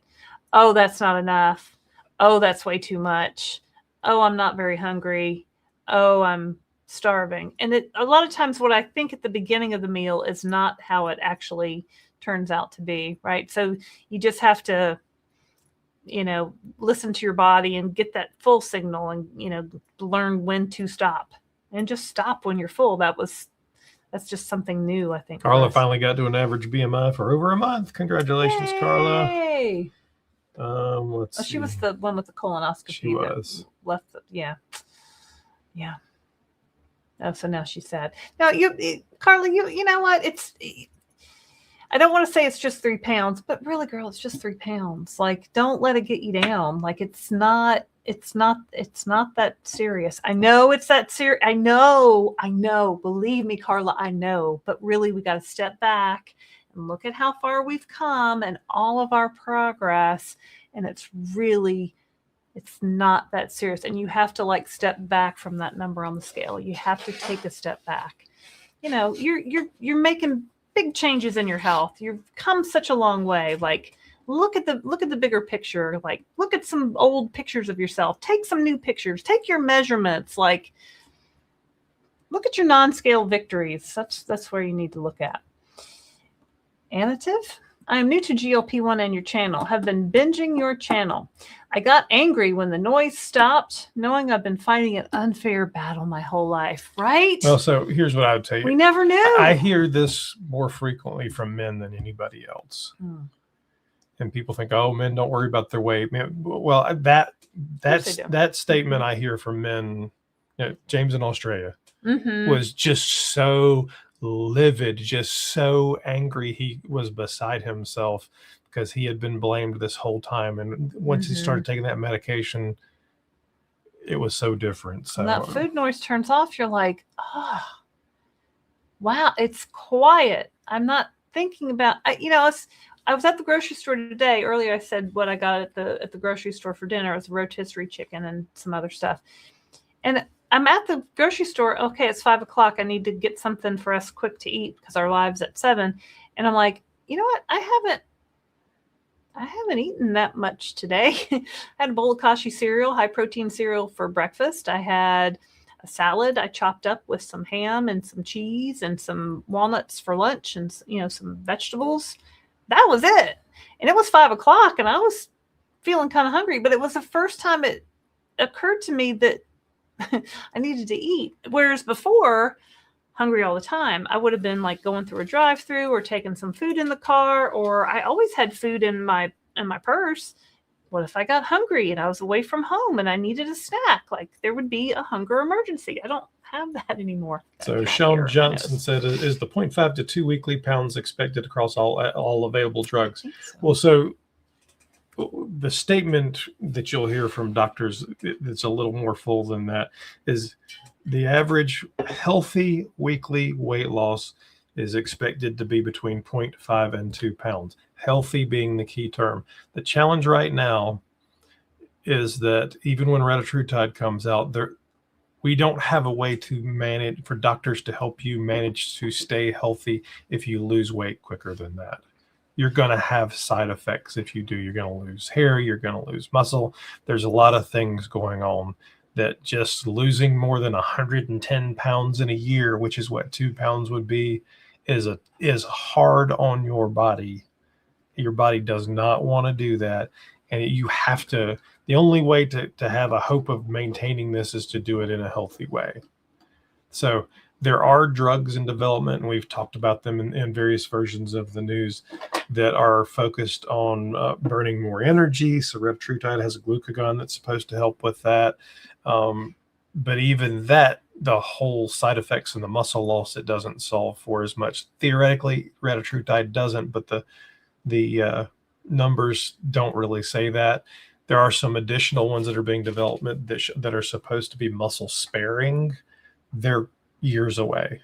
So until they have a combination of things, really you have the medication, you have the food you're eating, so the protein, and you have the activity that you're doing that can hopefully help with some of those things.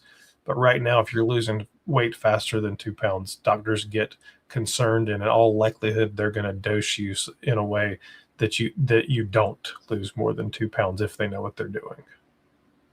Does that make sense? Yes, it does. Rusty Shackelford, does Kaiser Senior Advantage for Medicare allow me to access the Bridge program?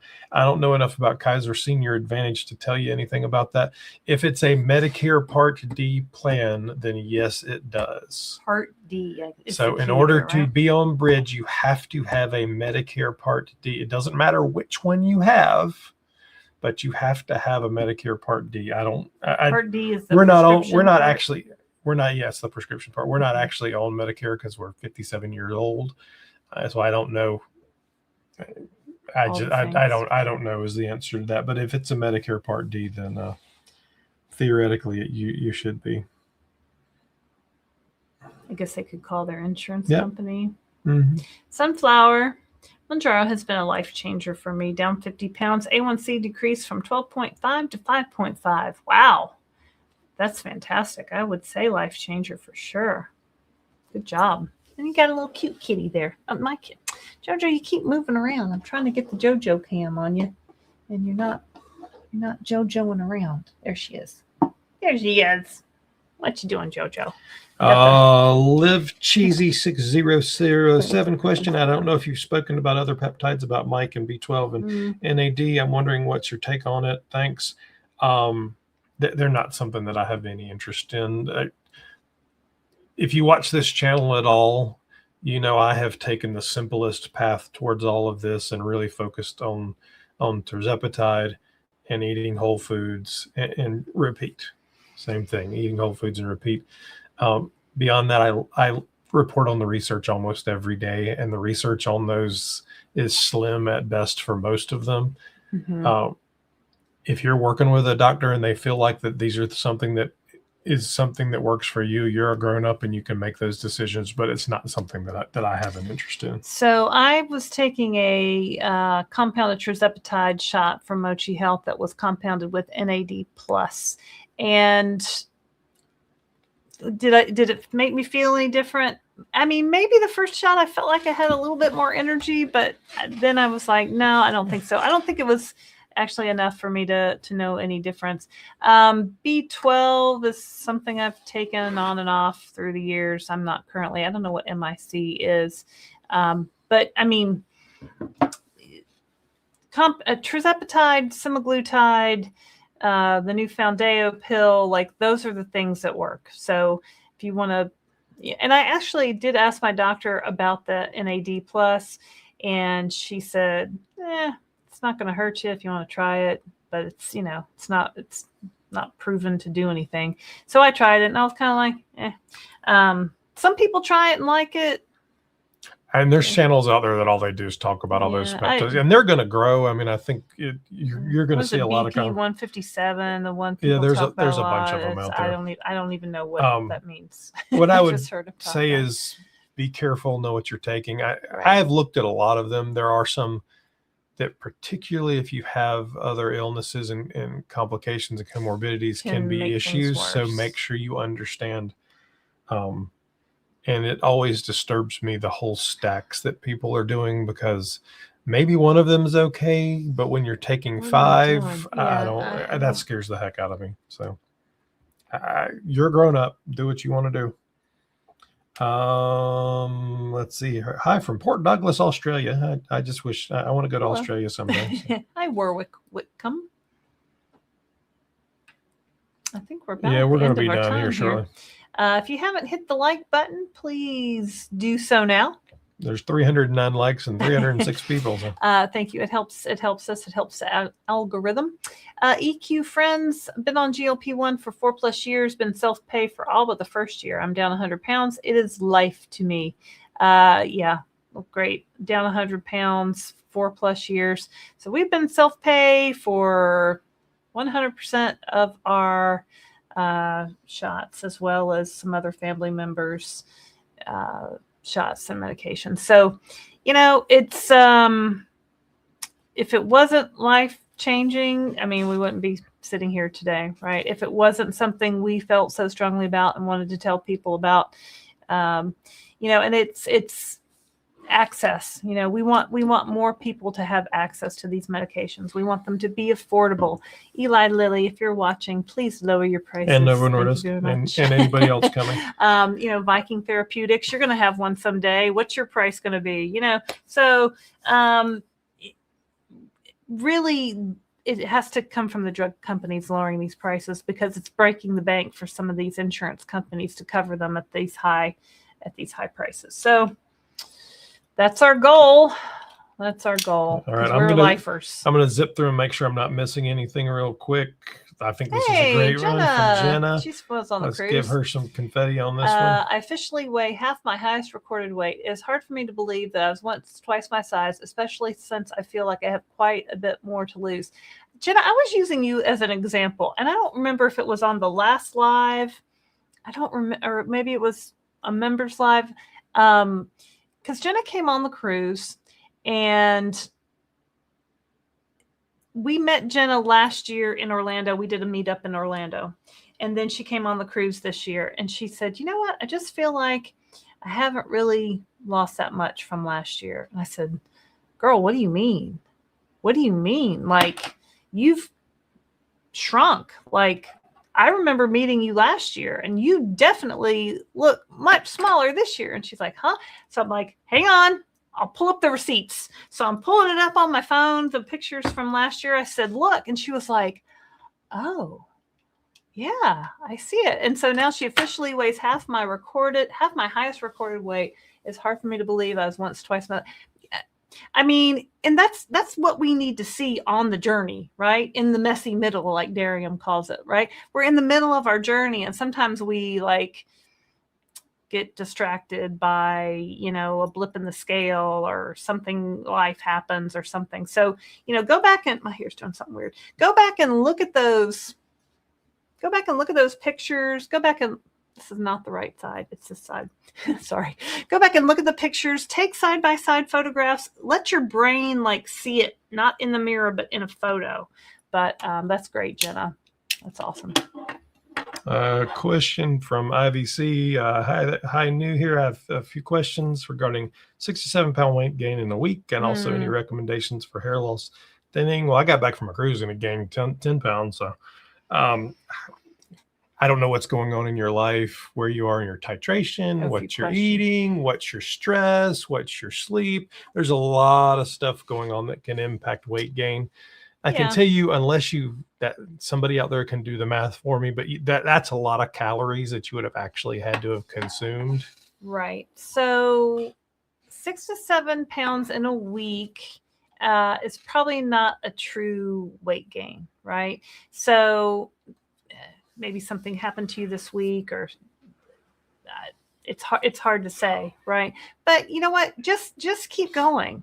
Just take your shot. Try to do all the things. Drink your water. Get your sleep. Eat some fiber. Hit your protein goal. Just stay on the track. And it might just be a bump in the road that is going to come off over time. And sometimes those bumps stay up there a while, and we can't control it. We don't know why our bodies do that, right? But just keep on the course. Now, hair loss, hair thinning, there are prescription medications that you can get from your doctor, or you can get from someplace like Mochi Health can prescribe you hair loss prescriptions. You want to ask your doctor about it. You might want to try a vitamin like a Nutrafol vitamin. They're on our Amazon store, and if some people have had success with that. But generally, when you have rapid weight loss, if you're losing more than 2 pounds per week, you might see some hair loss. And I was about 3 months into my journey. I noticed my hair was coming out. A lot was coming out in the brush and in the shower, and my hair seemed thinner. But I can tell you, once I got to maintenance and started eating a little bit more calories, and my weight loss basically stopped, my hair came back. So just some tips there. Joe Council says, Chris just had a thought in the graphic on the TV, the O and the Downsized put a graph of a syringe. Nope. We don't really want to be associated with that. Now, I'll tell you, I've taken 145 shots with one of these little syringes. They're, you know, we know them very well in our house, right? So, but yeah, I mean, kind of want to be a broader picture. The goal around naming it the Downsized was to build a bigger thing, to build. I mean, I've built brands my whole life. I mean, I worked for Lowe's Home Improvement for 5 years and built billion-dollar brands. And the goal was to be able to build something that we could live off of and support us, and that had legs that could become, you know, more. So while shots are super important right now, I wouldn't put a shot in it, because honestly, I think what we'll see is they're going to be someday there will be pills and patches, and who knows? No patches right now. There's not right now, but who knows whatever else, because to us, it's not really about the injection, the delivery method. It's about the treatment. Right. I don't really care what company makes it. I don't care how it's delivered. I just want to stay healthy. And if there's something else that comes along a year down the road, 5 years down the road, bring it on. Give me a good price. We'll do it. But thank you for your comments. Yeah. Let's see. We're going to finish up here shortly, because we're now 2 hours, 25 minutes into it. There's 302 people and 323 likes. So obviously some of those people have left. All right. If there are any questions that I did not get to, actually, I'm going to take one more and then we'll go. Pandora, thank you for all you do. Once the prescription is denied and then approved for the Bridge program, that's not, I don't know what you're asking, Pandora. What do they do then? So your doctor has to send in the prescription with the stuff from the video. If you haven't watched it, I say it, I don't remember the phrase in there. There's a number and there's a phrase that has to be on the prescription. It will be denied because Medicare does not cover these medications. They will then shoot your doctor the pre-authorization form. Now, the first step takes 72 hours according to the site. The pre-authorization form will go to your doctor. Your doctor has to fill it out, okay, and submit it. From the time your doctor submits it, and it's not that bad. It asks you, there's a couple of pages, but it's like 20 fields, and it all is stuff that should all be in your things. What's your BMI? Do you have comorbidities? There's nothing hard there to do. If a doctor tells you it's hard, it's really not. It's just going to take a few minutes. They send it in. CMS and the Humana system has 72 hours from that point to approve it and get back to you. So those could be denied. We have no idea they have not revealed the appeals process past that.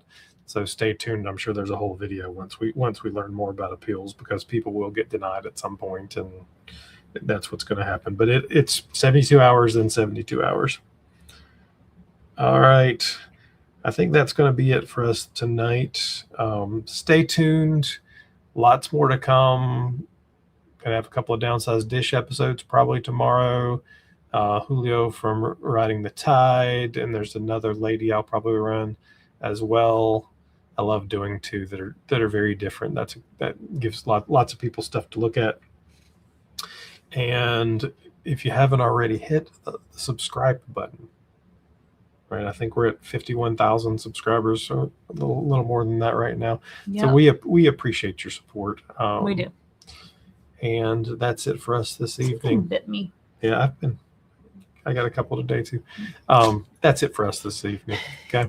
Thank you very much for joining us. If we didn't get to your question, go to our weekly weigh-in or our Q&A. We started a whole separate channel on Sunday. So the video from Sunday. Separate channel. Not channel, a separate show on Sunday that's Ask the Downsized. Ask the Downsized. If you leave a question under that, you're more likely to get it answered, because we'll answer 10 to 15 questions each week and they'll come out on Sunday. So if we didn't get to your question, I'm sorry, but go ahead and put it there and we'll see if we can get to an answer.